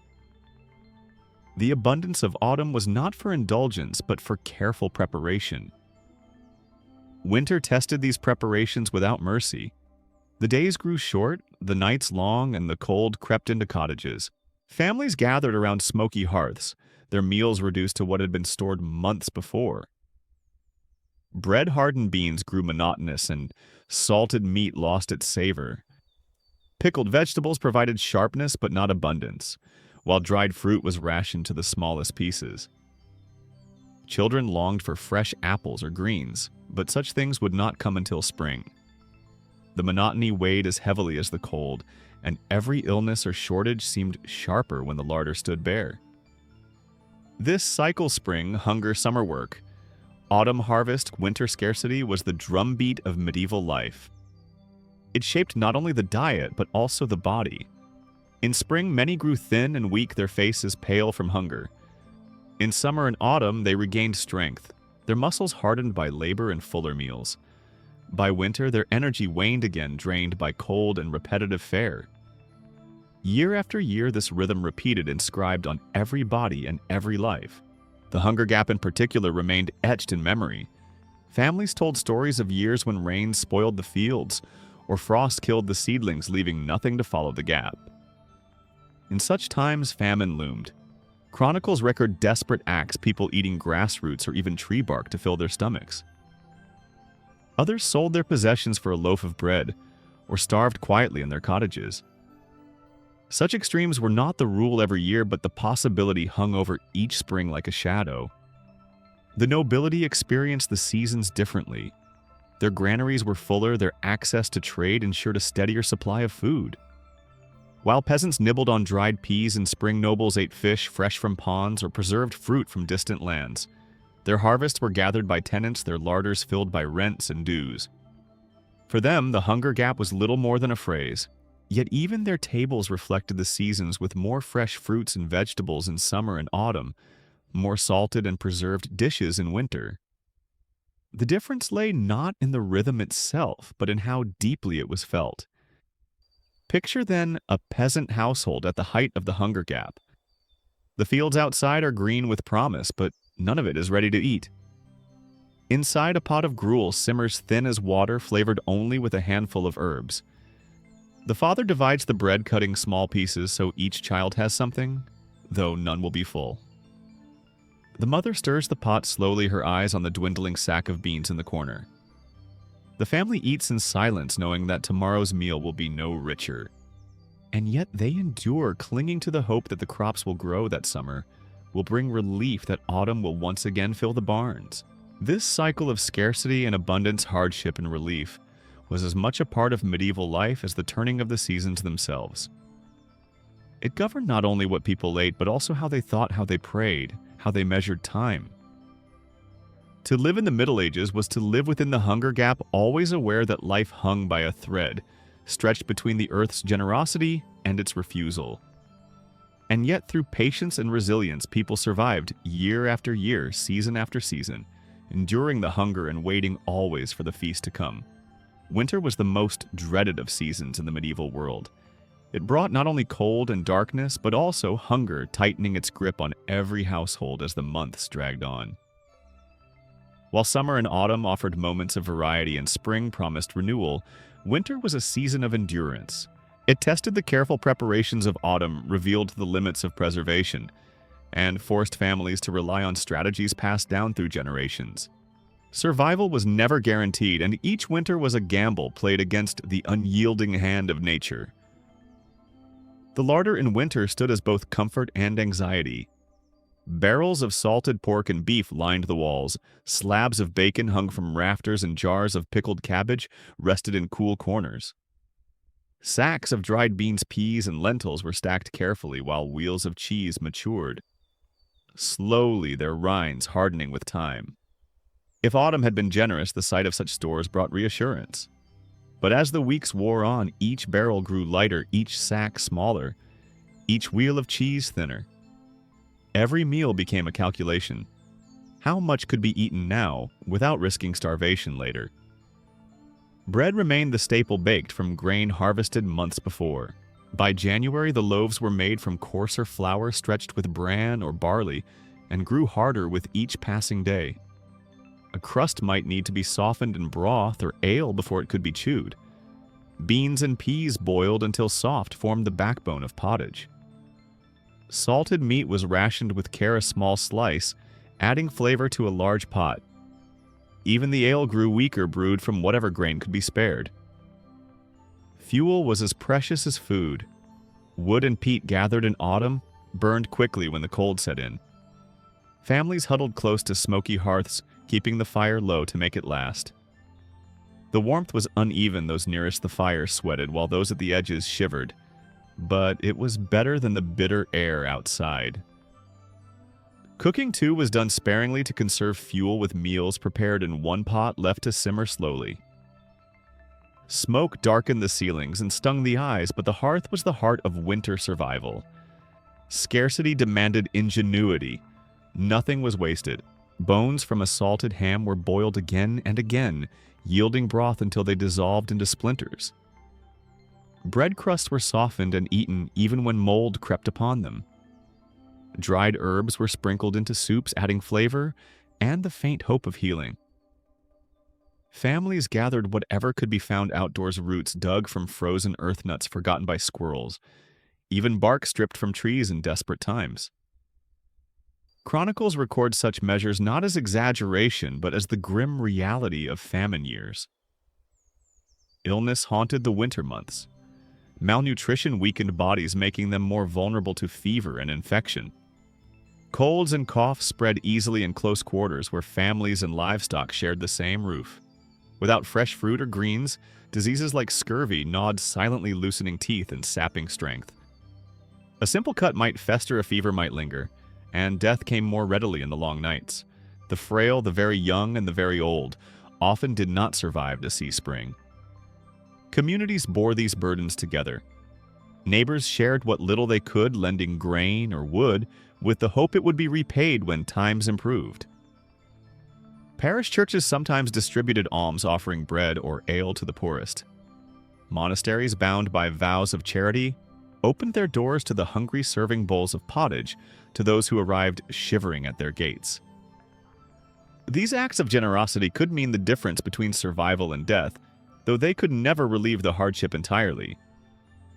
The nobility endured winter differently. Their halls blazed with great fires, their larders stocked with salted venison, fresh game, and imported delicacies. They dined on roasted meat, spiced wine, and pastries, even as their tenants tightened their belts. Yet even castles felt the press of winter. Roads became impassable, supplies from distant lands slowed, and stored food grew stale. While nobles rarely starved, they too lived within the rhythm of scarcity, though softened by wealth. For peasants, winter was not only about survival, but also about spirit. Long nights were endured with storytelling, songs, and prayers. Feast days like Christmas or Candlemas provided moments of relief when even the poorest might share in a communal meal tasting meat or sweet bread for the first time in weeks. These celebrations offered more than food. They offered hope, a reminder that winter was not endless, that the cycle would turn, and that spring would come again. Picture then a family gathered on a January evening. The hearth glows faintly, smoke curling upward to the darkened rafters. In the pot simmers a thin pottage of beans and cabbage flavored with the last bone of pork. Bread hard as stone is broken and softened in the broth. Children sip slowly, savoring each mouthful, while parents watch the larder with quiet calculation.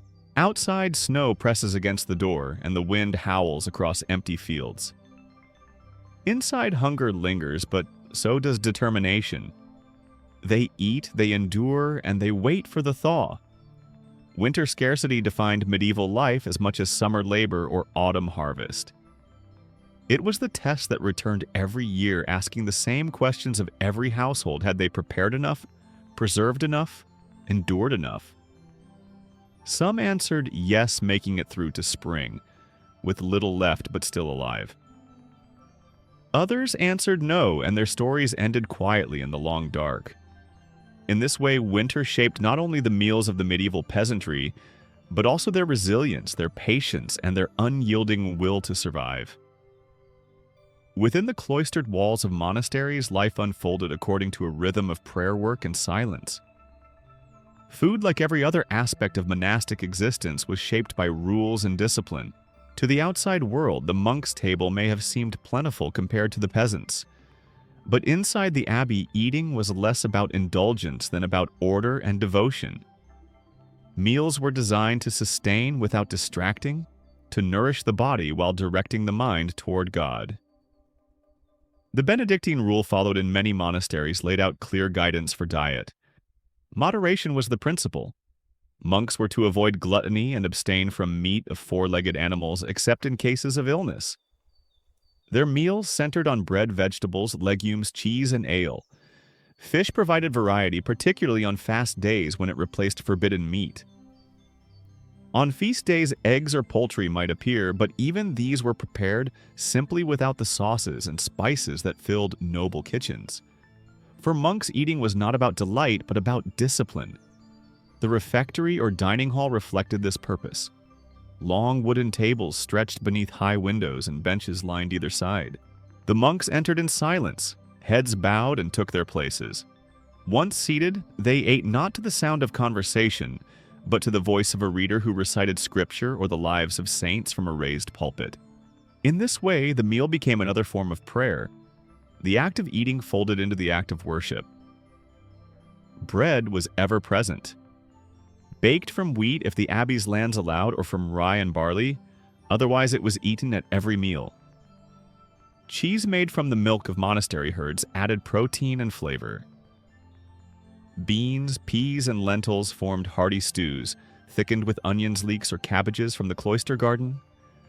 Herbs added subtle seasoning, while honey from monastery hives sometimes sweetened dishes or drinks. Ale was the common drink brewed on site, nourishing and safer than water. In some abbeys, wine replaced ale, especially in southern regions where vineyards thrived.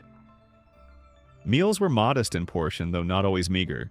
A monk might receive a pound of bread a day along with stew or vegetables. On fast days, the fare grew plainer, but the rhythm of meals, two in summer, one in winter, ensured some regularity. Compared to peasants who often went to bed, hungry monks enjoyed a measure of security.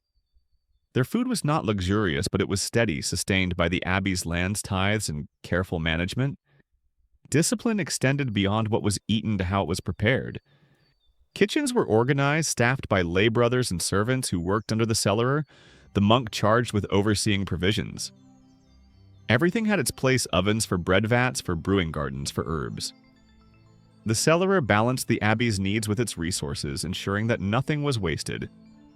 His task was both practical and spiritual, for to manage food wisely was to honor God's gifts. Fasting marked the calendar of monastic life. Lent and Advent demanded abstinence from meat, dairy, and eggs. On many Wednesdays and Fridays, monks ate only fish, vegetables, and bread. These fasts were born more easily in monasteries than in peasant cottages, for abbeys had fish ponds, gardens, and stores to fall back upon. Still, the discipline was felt. Meals grew plainer, portions smaller, and hunger a more constant reminder of the vow to live humbly. Yet monasteries were not without contradictions. Wealthy abbeys supported by vast estates sometimes stretched the rules. Chronicles speak of monks feasting on rich fish dishes, spiced stews, and wines finer than their vows might suggest. Critics accuse them of hypocrisy of living more comfortably than the peasants whose labor sustained them. The line between discipline and indulgence was not always clear, and debates over monastic diet appear again and again in medieval writings. Still, the daily discipline of food shaped monastic identity. To eat in silence, to abstain when commanded to consume without excess, these practices set monks apart from the world outside. They reminded the brothers that their lives were devoted not to the pleasures of the flesh, but to the service of the soul. Even the act of breaking bread became a ritual of humility, binding the community together in shared restraint. The influence of monastic diets reached beyond abbey walls. Their gardens preserved knowledge of herbs and vegetables, their fish ponds demonstrated methods of management, and their rules of moderation offered a model of balance. Peasants who received bread or ale as charity tasted not only food, but also the fruits of a disciplined system that valued order over indulgence. In this way, monasteries shaped the broader culture of medieval food, anchoring it in rhythm and restraint. Imagine then a winter evening in a monastery refectory. The monks file in their robes, brushing against the stone floor. They sit at long tables, heads bowed, hands folded. A brother climbs to the pulpit and begins to read, his voice steady in the hushed hall. Bowls of pottage are served, bread passed down the line, mugs of ale set before each man. They eat slowly, silently, the only sounds, the scrape of spoons and the cadence of scripture. When the meal ends, they rise together, murmur a prayer of thanks, and depart in quiet procession. There is no laughter, no chatter, only the solemn rhythm of discipline. To the outside world, the monastic diet may have seemed privileged, richer than the meager meals of peasants. Yet to the monks themselves, it was never about privilege. It was about structure, humility, and devotion. Their food reminded them daily of their vows, sustaining their bodies only so their souls might labor more fully in prayer. In this way, the monastery table stood as a mirror of medieval faith, plain, disciplined, and enduring. If peasants lived by the rhythm of scarcity and monks by the discipline of moderation, the nobility inhabited a world of plenty. Their tables reflected their wealth and power, groaning under the weight of meat, spices, and delicacies from near and far. A noble feast was more than a meal. It was a performance, a display of status, as visible as fine clothing or fortified castles. To dine in a great hall was to enter a theater of abundance where food itself became a language of authority. The daily diet of the nobility already stood in sharp contrast to that of peasants. While a villager's day began with bread and thin ale, a noble might start with trenchers of soft wheat bread, fresh butter, and spiced wine.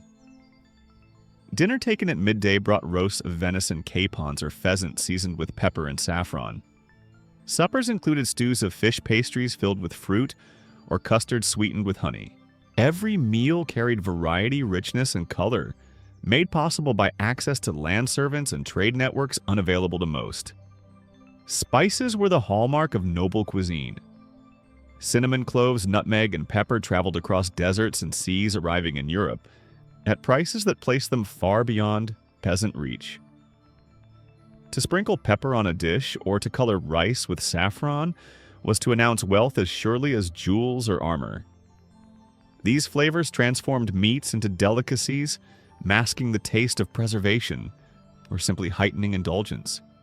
In noble kitchens, spices were not only seasoning, but symbols of connection to distant lands, proof of power that extended beyond local fields. Presentation mattered as much as flavor.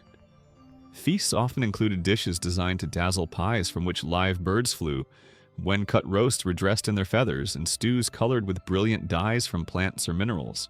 Tables groaned beneath whole boars, glazed swans, and towers of sugared fruit.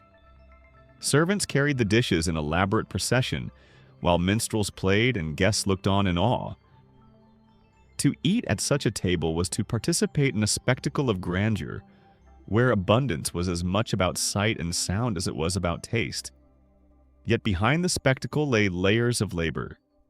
Kitchens and castles bustled with cooks, scullions and servants working from dawn until night. Fires roared in great hearths. Spits turned constantly, cauldrons simmered, and knives chopped without rest. The master cook oversaw the work balancing ingredients. Spices and timing to ensure that each dish impressed. Their skill elevated the noble household, for a poorly prepared meal reflected poorly on the host. In this way, abundance was maintained not only by wealth, but also by the relentless toil of unseen hands. Wine flowed freely in noble halls, imported from vineyards in France, Spain, or Italy. It came in casks and was often flavored with spices or honey. Unlike ale, the common drink of peasants, wine symbolized refinement and privilege. Nobles drank it from goblets of silver or glass, while peasants drank weak ale from wooden cups. Even in drink, the divide between abundance and scarcity was visible. The abundance of the nobility extended beyond daily meals to grand feasts. These occasions marked weddings, alliances, victories, or religious festivals. A single feast might last for days, with courses numbering in the dozens. Guests dined on roasted stags, whole fish, elaborate pastries, and custards, while entertainers performed between servings. The hall echoed with laughter music and the clink of goblets, the spectacle reinforcing bonds of loyalty and hierarchy. To be invited was an honor, to host was a declaration of power. But while nobles enjoyed this abundance, they were not entirely free from the rhythms of the seasons. Winter still brought salted and preserved meats, though their larders were larger. Spring still leaned on fresh greens and herbs, though prepared more artfully. Autumn remained the time of plenty, when game was hunted and harvests filled storerooms. What distinguished nobles was not freedom from the seasons, but insulation from their harshness. Where peasants risked famine, nobles risked only monotony. This abundance came at a cost borne by those who labored beneath them. The peasants who plowed the fields, harvested the grain, and raised the livestock rarely tasted the fruits of their labor. Their toil filled the noble larders, their rent supported the purchase of spices, and their tithes contributed to the wine. In this sense, noble abundance was mirrored by peasant scarcity, each plate of venison reflecting the hunger of a village, each goblet of wine contrasting with a mug of weak ale. Imagine a great hall on the night of a feast. Tapestries line the walls, their colors bright against the stone. Candles blaze, filling the space with golden light. Servants move in procession, bearing trays of roasted birds, steaming stews, and sweet pastries. Minstrels play soft music, while guests murmur in anticipation. At the high table, the lord raises a goblet, his hand jeweled, his smile assured. Around him, nobles eat and drink in abundance, their laughter rising into the rafters. Beyond the castle walls and cottages, hidden by night peasants, sip thin gruel, their bellies only half full. The contrast could not be sharper. For the nobility, food was not simply nourishment, but identity. It distinguished them from those below, reinforced their place above, and demonstrated their reach across land and sea. Their abundance was both privilege and performance, a constant reminder of the gulf that separated the powerful from the powerless. In this way, the nobility's meals were as much about society as sustenance. Each dish declared wealth, each spice proclaimed status, and each feast displayed power. And while the peasants endured hunger and monotony, the nobles reveled in luxury, their abundance a mirror of inequality, as enduring as the castles in which they dined. In an age before refrigeration, the art of preserving food was not simply convenience, it was survival. Without careful storage, a family might feast in autumn only to starve in winter. Preservation was the thread that connected seasons, transforming the abundance of harvest into sustenance for the lean months ahead. Every household, from humble cottages to mighty castles, relied on methods that were simple, laborious, and time-tested. Salt was the most precious tool of preservation. It was mined, harvested from coastal flats, and carried inland at great expense. In cottages, a pig slaughtered in autumn was rubbed with salt, its flesh packed tightly in barrels. The salt drew out moisture, slowed decay, and infused the meat with a flavor that lingered through the cold months. Hams were hung from rafters, their surfaces encrusted with crystals, while slabs of bacon rested in brine-filled tubs. Without salt, winter diets would have been dangerously sparse, and so it was treasured, traded, and sometimes taxed to the point of hardship. Smoke offered another safeguard. In cottages, meat was hung above the hearth where the constant fire dried and cured it. The smoke gave flavor as well as protection, wrapping the flesh in a layer that deterred insects and rot. Fish, too, was smoked particularly in coastal villages where herring and cod were caught in abundance. Once dried and hardened, smoked fish could be carried far inland, providing protein to those who had never seen the sea. Pickling was common, though vinegar itself was costly. Vegetables such as cabbages, onions, or turnips were sliced and submerged in brine or sour solutions sealed in earthenware jars. The sharpness of pickled food cut through the monotony of winter meals, offering both preservation and flavor. Sauerkraut in particular provided vitamin C, though medieval people did not understand the science of nutrition. They valued it simply because it lasted when fresh greens had long since disappeared. Drying was perhaps the oldest and simplest method. Fruits were sliced thin and laid in the sun or near the hearth until their moisture was gone. Apples, plums, or berries shriveled, but endured stored in sacks for the dark months. Beans and peas were harvested, shelled, and spread to dry their hardness, ensuring longevity. Even bread could be dried into hard rusks, softened again in broth when fresh loaves were gone. These hardened foods were not luxurious, but they were reliable, the difference between hunger and survival. Cheese and butter also served as forms of preservation. Milk soured quickly but transformed into cheese, it could last for months or even years. Hard wheels matured slowly, their rinds protecting the rich curds inside. Butter, salted and packed, provided fat during months when fresh dairy was scarce. Monasteries were especially skilled at these crafts, their knowledge passed down in written records, ensuring that cheese and butter remained steady parts of the medieval diet. Granaries and cellars completed the system. Grain was the foundation of sustenance, and it had to be kept safe from damp pests and theft. In villages, bins were lined with clay or stone sacks hung from rafters to avoid rats. In castles, granaries rose tall, their walls thick, their floors raised.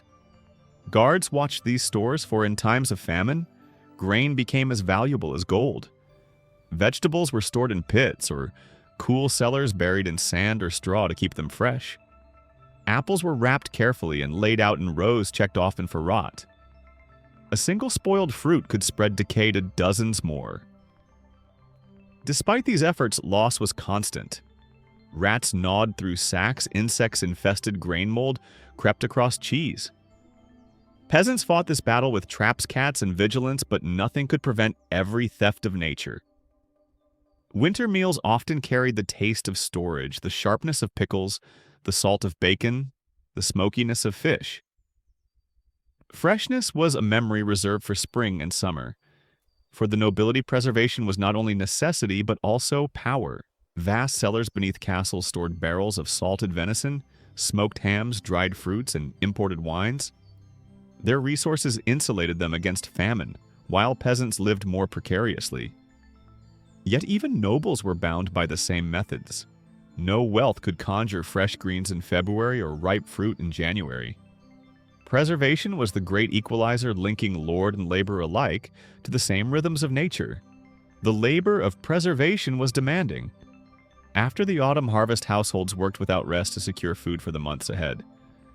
Women salted, smoked, and pickled their hands, stung by brine and burned by smoke. Men slaughtered animals, cut meat, and built storage pits. Children gathered herbs, dried beans, and spread fruits to harden. The entire household participated, for every hand was needed. These weeks were a race against time, the urgency sharpened by the knowledge that mistakes could mean hunger later. Imagine a village in late October. Smoke rises from cottages heavy with the scent of curing pork. In one house, a woman lowers jars of pickled cabbages into a cool cellar. In another, beans dry on racks near the hearth. The sound of chopping echoes across the village, pigs squealing as they are slaughtered for winter stores. Neighbors trade salt and share tools, each family focused on the same goal: to outlast the cold season to come. The air is filled not only with smoke and brine, but also with determination. By December, the work is done and the larders stand ready. Families turn to their stores with both pride and apprehension. Each meal draws from what was preserved each day, reduces the stores, and each week brings the question, will it last? The art of preservation was never perfect, only sufficient, and each winter revealed who had prepared wisely and who had not. In the end, food preservation was more than a practical task. It was a cultural anchor binding communities to the land, the seasons, and each other. It required foresight, patience, and shared labor. It shaped the flavor of meals, the rhythm of work, and the very definition of survival. Without salt, smoke, vinegar, and drying, medieval life would have been impossible. With them, people endured, carrying the abundance of autumn into the scarcity of winter year after year. If one were to ask what sustained medieval people day after day, the answer would be simple: bread and ale. These two staples, humble in form, yet central to survival, appeared on nearly every table, from peasant cottages to noble halls. They were the foundation of diet-shaping health, labor, and even social order. To understand medieval food, one must begin with these daily companions. Bread was more than food, it was life itself. For peasants, loaves were made from coarse grains such as rye, barley, or oats, often mixed together in whatever proportions the harvest allowed. Wheat, soft and white, was rare and expensive, reserved for the wealthy. The bread of common folk was dark, dense, and heavy, sometimes gritty with fragments of stone from mill wheels. It filled the stomach, but it wore down the teeth and offered little in the way of variety. Yet it was indispensable. A peasant might eat bread at every meal, dipping it into pottage, softening it in ale, or simply chewing it plain. In many households, bread accounted for more than half of daily calories. Baking was usually done weekly, for fuel was precious, and ovens costly to build. Some villages shared a communal oven where families brought their dough to be baked in turn. The smell of fresh loaves drifting through the air was a rare pleasure, though the bread quickly grew stale. Nothing was wasted. Hard crusts were soaked in broth, crumbled into stews, or eaten slowly despite their toughness. To go without bread was to face hunger in its starkest form, and when grain failed, famine followed. Ale stood beside bread as the common drink. Water, often contaminated by waste, was unreliable. Brewing turned grain into a beverage that was safer, nourishing, and surprisingly versatile. Ale varied in strength. Small ale, weak and low, and alcohol was drunk daily by children and adults alike. Stronger brews were reserved for special occasions or wealthier households. The fermentation process, though simple, provided calories, hydration, and even a measure of comfort at the end of a long day's labor. In peasant homes, brewing was often the task of women. Ale wives prepared batches in small kettles, using malted barley or oats when available. The work was constant: brewing, cooling, fermenting, and storing. Ale spoiled quickly, so it had to be made regularly, and households sold surplus to neighbors or at market. The alewife's role was both practical and economic, providing income as well as drink. For many villages, her brew was as essential as the baker's bread. Bread and ale were more than sustenance, they were symbols of trust and fairness. Authorities passed laws such as the assize of bread and ale, regulating price and quality to protect consumers from deceit. Bakers caught shorting weight or adding fillers like sawdust or chalk-faced fines or public humiliation. Ale diluted too heavily might draw punishment as well. These laws reflect how central these staples were. Tampering with them threatened not only diets but also the fabric of daily life. For the nobility, bread and ale were transformed by wealth. Their loaves were made from pure wheat flour, soft and white, a mark of distinction. Called manchet, this bread was lighter, sweeter, and far removed from the dark loaves of peasants. Their drink was often wine imported from France or Spain, but ale still appeared brewed stronger and flavored with herbs or spices. Even here, the divide was clear. The same staples existed across society, but their quality reflected status. In monasteries, bread and ale took on spiritual significance. Monks baked daily, producing loaves for their own tables and for the poor at the gates. Ale was brewed in vast vats, carefully managed to ensure consistency. For monks, these staples embodied moderation and charity, symbols of both labor and devotion. A bowl of bread and ale given to a pilgrim was not simply nourishment but an act of service to God. The reliance on bread and ale shaped bodies and communities alike. Diets so heavy in grain provided calories but lacked balance. Malnutrition weakened immune systems, stunted growth, and left people vulnerable to disease. Teeth wore down bellies, swelled with poor digestion, and lives were shortened. Yet people endured, for there was no alternative. Bread and ale were what the land gave, what the people knew, and what they could afford. Imagine for a moment a peasant household at supper. The fire burns low, and on the table lies a loaf of dark bread hard from days of storage. A pot of pottage simmers, and slices of bread are broken into it, softening in the broth. Wooden cups hold ale weak, but filling brewed only days before. Children chew slowly, parents sip in silence. The meal is plain, unremarkable, yet it is enough to sustain them for tomorrow's labor. In this simple act, the cycle of survival continues. Now picture the great hall of a noble. White loaves gleam on silver platters, their crusts golden, their interiors soft. Jugs of ale stand beside goblets of spiced wine. Guests break bread with laughter, dipping pieces into rich stews or using them as trenchers to hold roasted meats. Here, bread is not merely sustenance, but a vessel for luxury, a symbol of refinement. The same staple, transformed by wealth, tells two stories at once: survival for the poor, abundance for the rich. Bread and ale endured through famine, feast, war, and peace. They united people across classes, yet they also highlighted the gulf between them.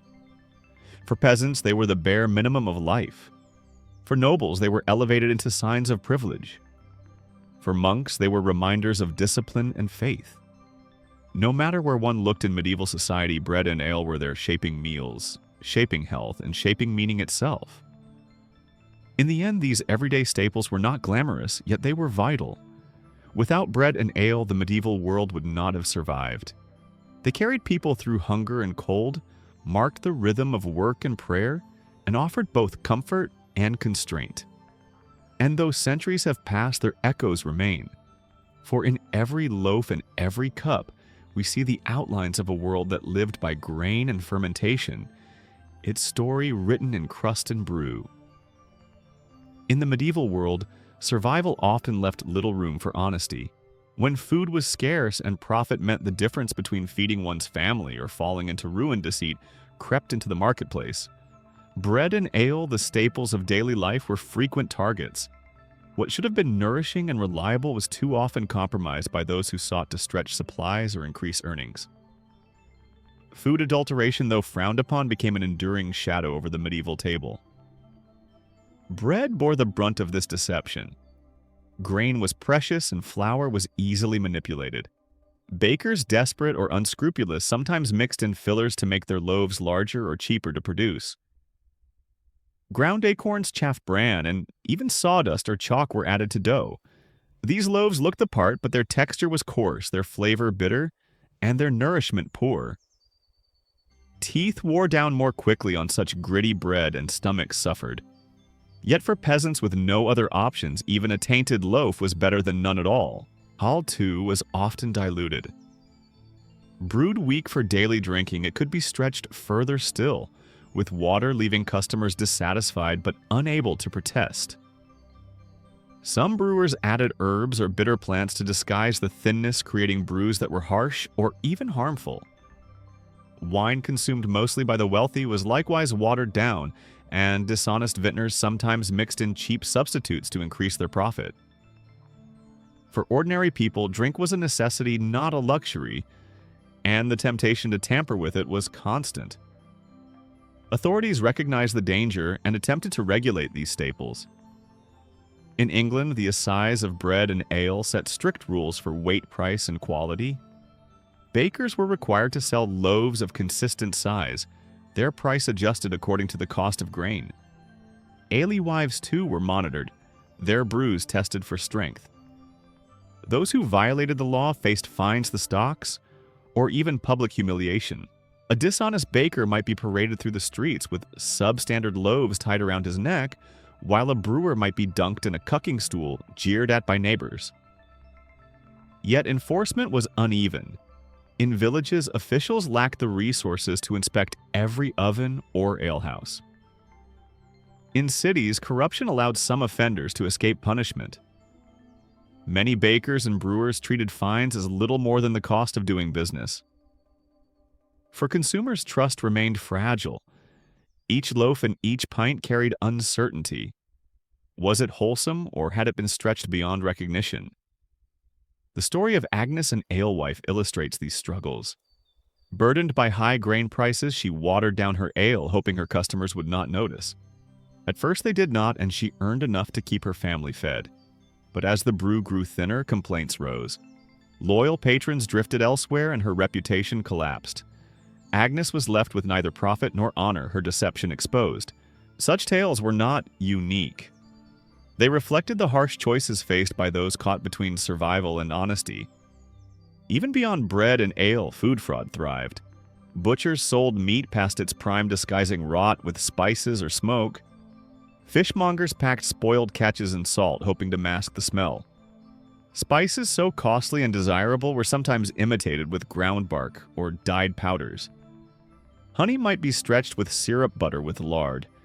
To the hungry, these deceits were more than inconvenience. They were threats to health-weakening bodies already burdened by poor diets. Despite these risks, most people accepted adulteration as an unavoidable hazard. Trust was fragile but necessary, for few had the means to produce all they needed. Peasants relied on local bakers, brewers, and markets, balancing suspicion with necessity. Even when laws failed, communities remembered who cheated them, reputations carrying weight where regulations faltered. A dishonest seller might earn short-term gain but risk long-term ruin. Contrast this with noble households, where food was prepared under direct supervision. In castles and palaces, cooks used fresh ingredients from the lord's estates, overseen by stewards who accounted for every sack of flour and cask of wine. Adulteration here was rare for abundance, protected against the need to deceive. Yet even nobles were not entirely immune. Imported spices and wines could be diluted before reaching their tables, fraud carried out far from the eyes of the court. Food adulteration revealed the fragility of medieval survival. It was born not only of greed, but also of desperation. When harvests failed and grain grew costly, bakers stretched their flour because they had no choice. When brewing ingredients were scarce, alewives diluted their pots to keep their households afloat. These choices harmed trust and health, yet they reflected the grim reality of scarcity. Imagine a medieval marketplace on a chilly morning. Stalls are crowded with loaves of bread, their crusts dark, their insides dense. Villagers finger the loaves, testing their weight, uncertain of what lies within. Nearby, an alewife ladles her brew into wooden mugs, smiling nervously as her customers taste. Some nod in approval, others frown at the weakness of the drink. Across the square, a butcher sharpens his knife, the scent of aging meat heavy in the air. Buyers haggle suspicious, yet resigned, for each knows the risk. In this scene, food is both sustenance and gamble, each purchase shadowed by doubt. The persistence of adulteration underscores the precarious balance of medieval life. Food was scarce, profit slim, and temptation constant. Laws tried to control it, punishments tried to deter it, but still the practice endured. It reflected not only dishonesty, but also the deep inequalities of the aged nobles insulated by abundance, peasants forced to accept deception, and tradespeople caught in between, walking the line between survival and fraud. In the end, adulterated bread and watered ale tell us as much about medieval society as feasts or famines. They remind us that even in daily staples, the struggle for honesty, survival, and trust was constant. To break bread in the Middle Ages was to taste not only grain, but also the hardships of the age. Hardships that left their mark in every bite. In the medieval world, eating was never free from risk. The greatest threats to health often came not from hunger alone, but from the unsanitary conditions in which food was prepared, stored, and consumed. In an age without germ theory, people did not understand microbes, but they lived daily with the consequences of poor sanitation. Contaminated food and drink spread disease, spoiled supplies, ruined precious stores, and even the most carefully preserved meal might turn deadly in an instant. Peasant cottages blurred the line between home and barnyard. Animals were brought indoors for warmth and safety during winter. Chickens pecked at the dirt floors, pigs rooted in the corners, and cows or goats stood tethered near the hearth. Their waste mingled with the earth beneath, and flies buzzed endlessly, spreading filth from floor to table. Meals prepared in such spaces carried the invisible traces of dung dirt and insects. Families endured coughs, stomach ailments, and infections as part of daily life, never knowing that the very conditions of their survival made them sick. Water, too, was a constant hazard. Wells could be fouled by runoff rivers polluted by waste and streams tainted by animals. With no modern filtration, villagers drank what was available, often cloudy or foul-tasting. Brewing ale offered a partial solution as fermentation killed many pathogens, but ale itself was not immune to contamination. Brewers reused barrels that harbored mold, or drew water from unclean sources. A mug of ale might quench thirst, but it could also carry illness. In towns and cities, the risks multiplied. Streets were narrow and crowded, filled with refuse from people and animals alike. Chamber pots were emptied into gutters, garbage piled high against walls, and carcasses left to rot in alleys. The stench was overwhelming, a mix of smoke waste and decay. Food sold in markets, meat, fish, bread, or vegetables was exposed to this environment, swarmed by flies and coated in grime. Bakers and butchers worked in these same streets, their wares inevitably touched by the filth around them. For townsfolk, every purchase was shadowed by risk. Even nobles surrounded by luxury were not immune. Their kitchens were grand, but they too lacked the standards of cleanliness we know today. Meat stored too long, spoiled fruit fermented, and fish went bad despite layers of salt. Servants carried food from smoky kitchens to banquet halls, and along the way, dust, dirt, and hands unwashed from labor left their mark. Spices could mask the smell of rot, but they could not stop illness. Even kings and queens fell victim to food poisoning, their status no shield against tainted meals. The story of King John of England illustrates this danger vividly. In 1216, during a military campaign, he ate peaches that had spoiled from poor storage. Soon after, he was struck by violent dysentery. His strength ebbed, and within weeks he died brought low, not by sword or siege, but by contaminated fruit. His tale was dramatic, but it was not unique. Nobles and peasants alike succumbed to illnesses born of spoiled or tainted food, reminders that wealth could not escape the limits of medieval knowledge. Illnesses linked to unsanitary food were varied and deadly. Dysentery brought cramps, fever, and dehydration, spreading rapidly through contaminated water or food. Typhoid fever lingered in polluted wells and streams, striking villages without warning. Cholera thrived in filth, causing waves of death long before it was understood. The Black Death itself, spread by fleas and rats, was worsened by the crowded, unsanitary living conditions of towns. In every case, food and drink so necessary to life were also potential bearers of death. Medieval people were not ignorant of cleanliness, though their understanding differed from ours. They knew the dangers of foul odors and believed in miasma, and the theory that bad air spread disease. Thus they feared stench as a source of sickness, and though their reasoning was incomplete, it drove them to take certain precautions. Herbs were hung in kitchens, floors were swept, and smoke was used to purify spaces. Monasteries, with their stricter rules, often enforced cleaner kitchens and refectories. Yet, without knowledge of microbes, these measures only limited risk; they could not remove it. The challenges of sanitation extended to storage as well. Grain spoiled with mold or was infested with rats. Meat, if salted improperly, rotted inside its casks. Fish carried from the coast might arrive spoiled before reaching inland markets. Even cheese or butter, if kept in damp conditions, turned rancid.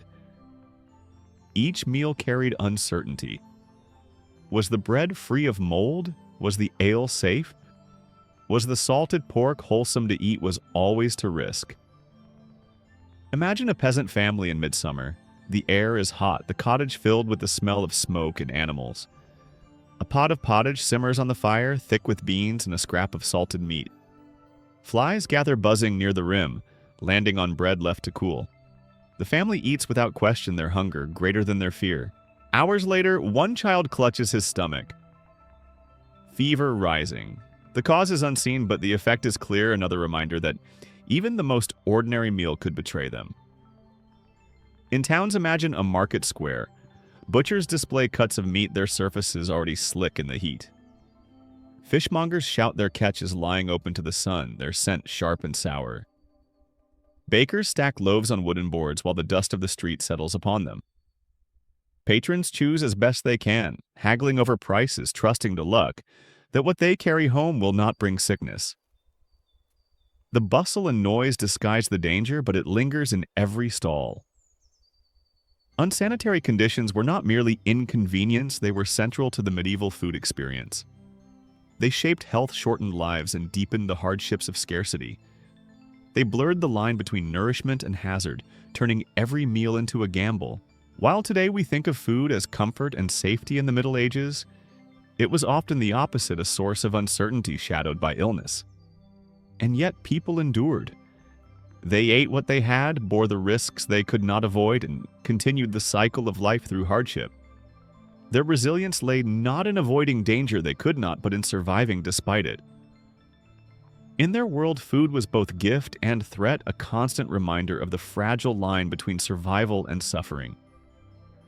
In medieval Europe, no force shaped daily life more deeply than the church, and food was no exception. What people ate when they ate and how they thought about eating was guided by religious teaching as much as by the limits of the harvest. For peasants who already struggled with scarcity, the rules of fasting and abstinence added an extra weight. For nobles, these same rules became opportunities to display piety through elaborate substitutes. Across every class, food was never just nourishment. It was a reflection of faith, devotion, and obedience. At the heart of the church's influence were fasts and feast days. The calendar brimmed with holy seasons, Lent before Easter, Advent before Christmas, and dozens of saints' days in between. On such occasions, meat was forbidden sometimes, along with dairy, eggs, and fat. Fish was permitted, and in wealthier households it appeared in abundance, prepared in pies or stews. For peasants, however, fish was often out of reach. Their diet, already limited, grew even plainer, reduced to pottage bread and whatever vegetables could be spared. The growl of hunger became not just an earthly struggle, but a spiritual offering. Wednesdays and Fridays were also commonly meatless. This rhythm meant that a large part of the year was spent in abstinence, reshaping diets in ways that still echo today. In some regions, even olive oil was restricted, replaced with other fats. For those with resources, these rules inspired ingenuity dishes of almond milk, fish prepared to resemble meat, and confections shaped to delight the eye while remaining within the letter of the law. For those without the rules meant more monotony, more sacrifice, and more silent endurance. The church's reasoning was spiritual. To fast was to discipline the flesh, to remind the body of its weakness and the soul of its higher purpose. Hunger was a form of penance, linking the believer to the suffering of Christ. Abstinence was humility, a reminder that food was not a right but a gift from God. In this way, every meal became a chance for devotion, every empty stomach a prayer in itself. Yet the impact was uneven. Nobles with their wealth could follow the rules without suffering. They served fish from ponds on their estates, imported delicacies from afar, and turned restrictions into occasions for display. A Lenten table might hold fish pies rich with spices, fruit sweetened with honey, or dishes made from almonds and rice. Guests left impressed by both piety and luxury. Peasants, by contrast, bore the burden more heavily. when even scraps of salted pork were forbidden. Their diets dwindled further and their bodies weakened under the combined weight of scarcity and devotion. Charity softened these hardships, though only in part.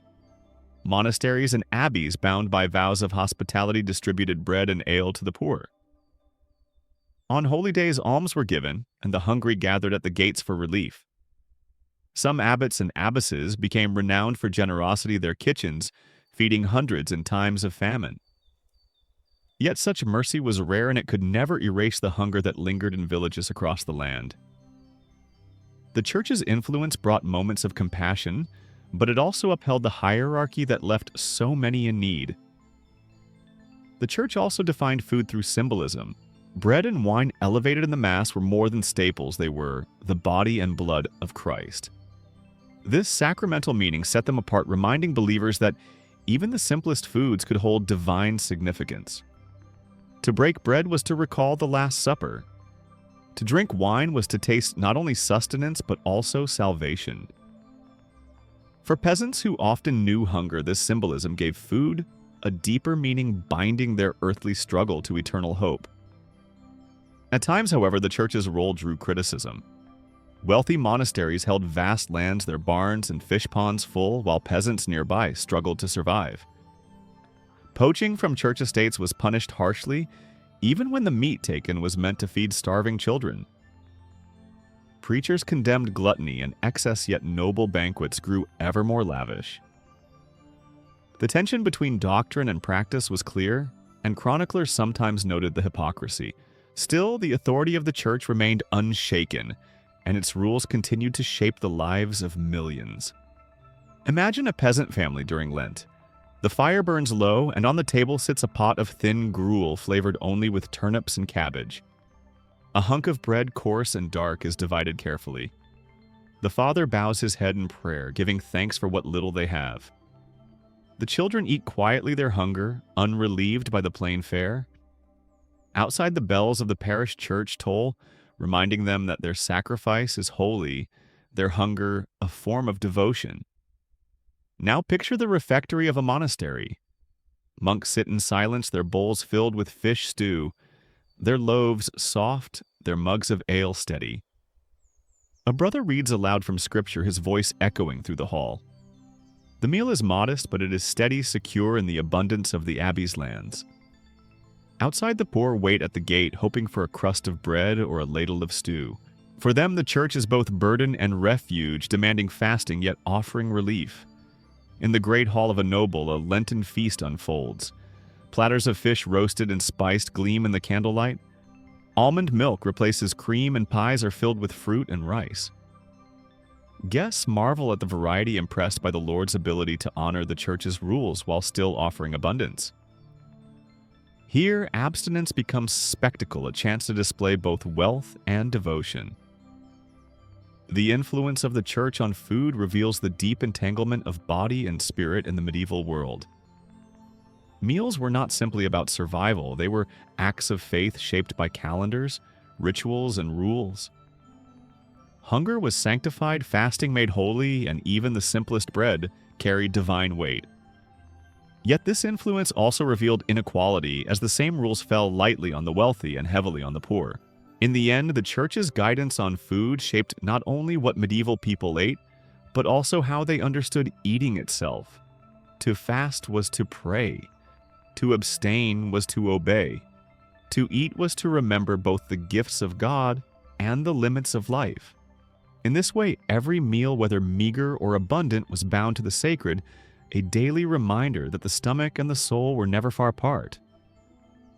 Few images capture the contrasts of the Middle Ages more vividly than the medieval feast. To the peasants who toiled in the fields, the very idea of such abundance was almost unimaginable.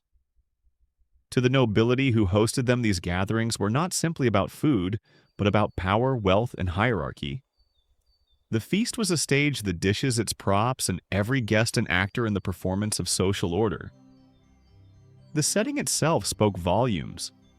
A great hall with high ceilings and walls hung with tapestries was transformed into a theater of abundance. Candles flickered in iron chandeliers, their glow reflecting on polished silverware and gilded goblets. long trestle tables, stretched from end to end filled with platters and pitchers. At the head sat the lord or monarch, elevated on a dais, a physical reminder of his place above the others. Guests were arranged according to rank, each position reflecting the intricate order of medieval society. The food was as much spectacle as sustenance.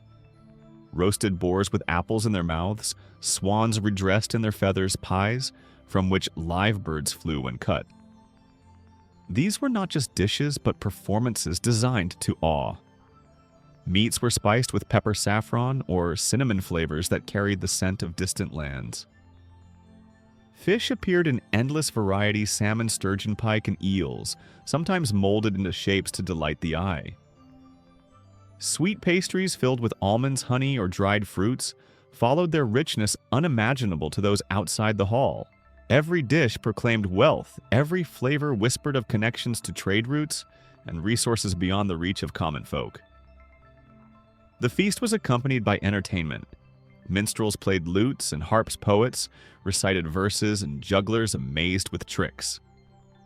Between courses, guests watched spectacles designed to impress as much as the food itself. The sound of music mingled with laughter, the clink of goblets, and the murmur of conversation. The feast was sensory abundance, sight, sound, taste, and smell, woven together into a tapestry of luxury. Drink flowed freely. Wine imported from vineyards in France or Spain filled silver goblets. Ale brewed strong and spiced with herbs was poured in jugs. Mead, sweet and golden, was shared among guests. Toasts echoed through the hall, voices rising in cheer. The warmth of alcohol deepened the merriment, loosening tongues and brightening cheeks.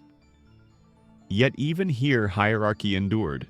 The best vintages were reserved for the lord and his closest companions, while others drank lesser brews. Behind the scenes, armies of servants labored. Cooks worked in hot, smoky kitchens, turning spits heavy with meat, stirring cauldrons of stew and baking pies by the dozen. Scullions scrubbed pots, carried water, and tended fires.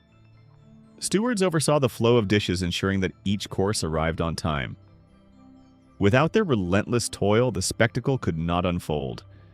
Yet they remained invisible, their work hidden behind the curtain of grandeur. For nobles, the feast served many purposes. It reinforced loyalty, binding vassals to lords through hospitality. It displayed wealth, reminding guests of the resources and influence of their host. It marked occasions, marriages, alliances, victories, or holy days with visible demonstrations of power. A successful feast was a political triumph, as effective as any battle or treaty. But for peasants who might glimpse such feasts only in stories, the contrast was cruel. While nobles tore into roasted meats and drank spiced wine, peasants huddled in cottages sharing bowls of gruel and crusts of bread. The aromas that drifted from castle kitchens into the fields beyond were reminders of a world forever beyond their reach. Hunger sharpened the sense of inequality, though resignation often dulled its edge. Imagine such a feast. The great hall glows with candlelight. Guests dressed in silks and velvets laugh as they tear pieces of tender meat from golden roasts. A minstrel strums softly while servants glide between tables with pitchers of wine. At the high table, the lord raises his goblet, his jeweled hand gleaming in the firelight. Laughter rises, echoing from stone walls. Outside the castle in the cold night, peasants walk home from the fields, their bellies empty, their minds filled with the thought of thin pottage and hard bread, the same world yet two entirely different lives. The symbolism of the feast was clear: abundance belonged to the powerful. To eat lavishly was to demonstrate authority, to remind all present of the gulf between those who ruled and those who served. The feast was not merely indulgence, it was declaration. It declared that the Lord had land, labor, and wealth enough to feed many, to waste extravagantly, and to display abundance even in times when others starved. And yet, for all its spectacle, the feast was fleeting. The laughter faded, the candles burned low, and the leftovers were cleared away. Servants carried bones and scraps from the hall, some given to the poor as alms, others fed to dogs. The hall grew quiet again, its grandeur dimmed until the next occasion. For peasants, hunger remained. For nobles, power endured. The feast had served its purpose. It had shown the order of things reinforced by every bite, every toast, every glance toward the high table. In the end, the medieval feast was more than food. It was ritual, theater, and politics combined. It nourished the body, dazzled the senses, and proclaimed authority. To study it is to glimpse the heart of medieval inequality, where the joy of abundance for a few stood in sharp contrast to the hunger of many. The feast was both triumph and reminder triumph for those within the hall, and reminder for those without that the world was divided, and that food itself was one of its clearest symbols. As we reach the end of this journey through the world of medieval food, it becomes clear that the story is not only about scarcity, preservation, or feasts. It is above all about endurance. Food so ordinary to us today was a matter of life and death for the people of the Middle Ages. Every loaf of bread, every mug of ale, every piece of salted meat carried the weight of survival. To live in that world was to live always on the edge, yet people endured with resilience that still speaks across the centuries. For peasants, endurance meant daily struggle. Their meals were plain monotonous and often insufficient. Gruel pottage and coarse bread filled their bellies but offered little joy. Hunger was a constant companion, returning each spring in the dreaded hunger gap and lingering through long winters. Illness weakened bodies and famine haunted villages with cruel regularity. Yet peasants endured. They worked the fields, raised families, and clung to life despite the hardships. Their endurance was born of necessity, but it was also a quiet triumph, an affirmation of the human will to survive. Faith provided strength in these struggles. The Church's teachings gave meaning to hunger, framing fasting as penance and abstinence as devotion. For many, the growl of the stomach was not only suffering, but also sacrifice, a way to share in the trials of Christ. Holy days, though restrictive, also brought moments of relief when alms were given and monasteries opened their gates. Faith did not remove hunger, but it gave it a place within a larger story, offering hope that the hardships of this life would be rewarded in the next. Community, too, played its part. Families gathered around smoky hearths, sharing what little they had. Neighbors lent grain or fuel, trusting that debts would be repaid when fortunes improved. Villages came together in harvest celebrations, weddings, or feast days, moments when the monotony of scarcity gave way to fellowship. Even the smallest sharing a crust of bread, a ladle of stew bound people together, reminding them that survival was a collective effort. In contrast, the nobility's endurance took another form. Their feasts dazzled with abundance, but behind the grandeur lay a responsibility to display power and maintain order. A lord's table was never only for his family, it was for vassals, allies, and rivals. To fail in generosity was to risk losing loyalty. In this sense, abundance itself became a form of endurance, sustaining not just bodies, but the fragile fabric of medieval politics. The noble's feast and the peasant's gruel were different in scale, yet both were tied to survival, one of power, the other of life. Even monasteries with their discipline revealed the theme of endurance. Monks ate bread, cheese, fish, and vegetables in silence, their meals plain but steady. Their endurance lay in routine, in the rhythm of prayer and work, in the knowledge that discipline could sustain both body and soul. They endured by denying indulgence, finding strength in moderation. Their example shaped not only their communities, but also the culture of food across Europe. Yet for all the hardship, joy was not absent. Feasts, though rare for peasants, brought moments of delight when communities came together to celebrate. Weddings, harvest festivals, or Christmas meals offered meat pastries or ale richer than usual. These occasions, fleeting though they were, gave strength to face the seasons ahead. Even a warm fire, a full bowl of pottage, or a loaf baked fresh could lift spirits. Joy was not constant, but it flickered in the darkness, sustaining the spirit as much as food sustained the body. Imagine a peasant family at the close of winter. Their larder is nearly bare, the bread hard, the beans few. Yet as the first shoots of spring appear, hope returns. The father sharpens his plow, the mother prepares the garden, the children gather herbs from the fields. They eat their thin meal with patience, knowing that soon the earth will yield again. Their endurance is not resignation, but quiet courage carried day by day. Now picture a monastery at dusk. Monks file into the refectory, bowls of pottage and bread before them. A brother reads scripture, his voice steady, while others eat in silence. The meal is modest, but it is secure. They endure through discipline, their strength drawn not from abundance, but from faith and order. Their world is shaped by restraint, yet it sustains them as surely as plenty sustains a noble. And imagine the hall of a castle where a feast concludes. Candles burn low, goblets stand half empty, and guests retire to their chambers. The Lord surveys the hall, satisfied that loyalty has been secured, alliances strengthened. His abundance has served its purpose, but even he is bound to the same cycle's harvests. Seasons and the work of those beneath him. His endurance lies in maintaining power, just as the peasant's lies in surviving hunger. Across all classes, the story is the same: endurance, faith, and the unyielding human spirit. Hunger was never far away, yet people found ways to survive, to hope, to believe. Food was not only sustenance, but also symbol of faith, of power, of resilience. The hardships of medieval dining reveal not only inequality, but also humanity's capacity to endure. Today, as we sit at tables filled with variety and abundance, it is easy to forget the fragility of survival in earlier ages. Supermarkets overflow with choices. Spices once rarer than gold are commonplace, and preservation is effortless. Yet behind this abundance lies the memory of centuries when every meal was uncertain, when survival was never guaranteed. To reflect on medieval food is to reflect on the distance we have traveled, and to recognize the resilience of those who came before us. In the end, the legacy of medieval food is not only hardship, but also hope. It reminds us that even in the bleakest conditions, people found ways to carry on, to find meaning, to sustain body and spirit alike.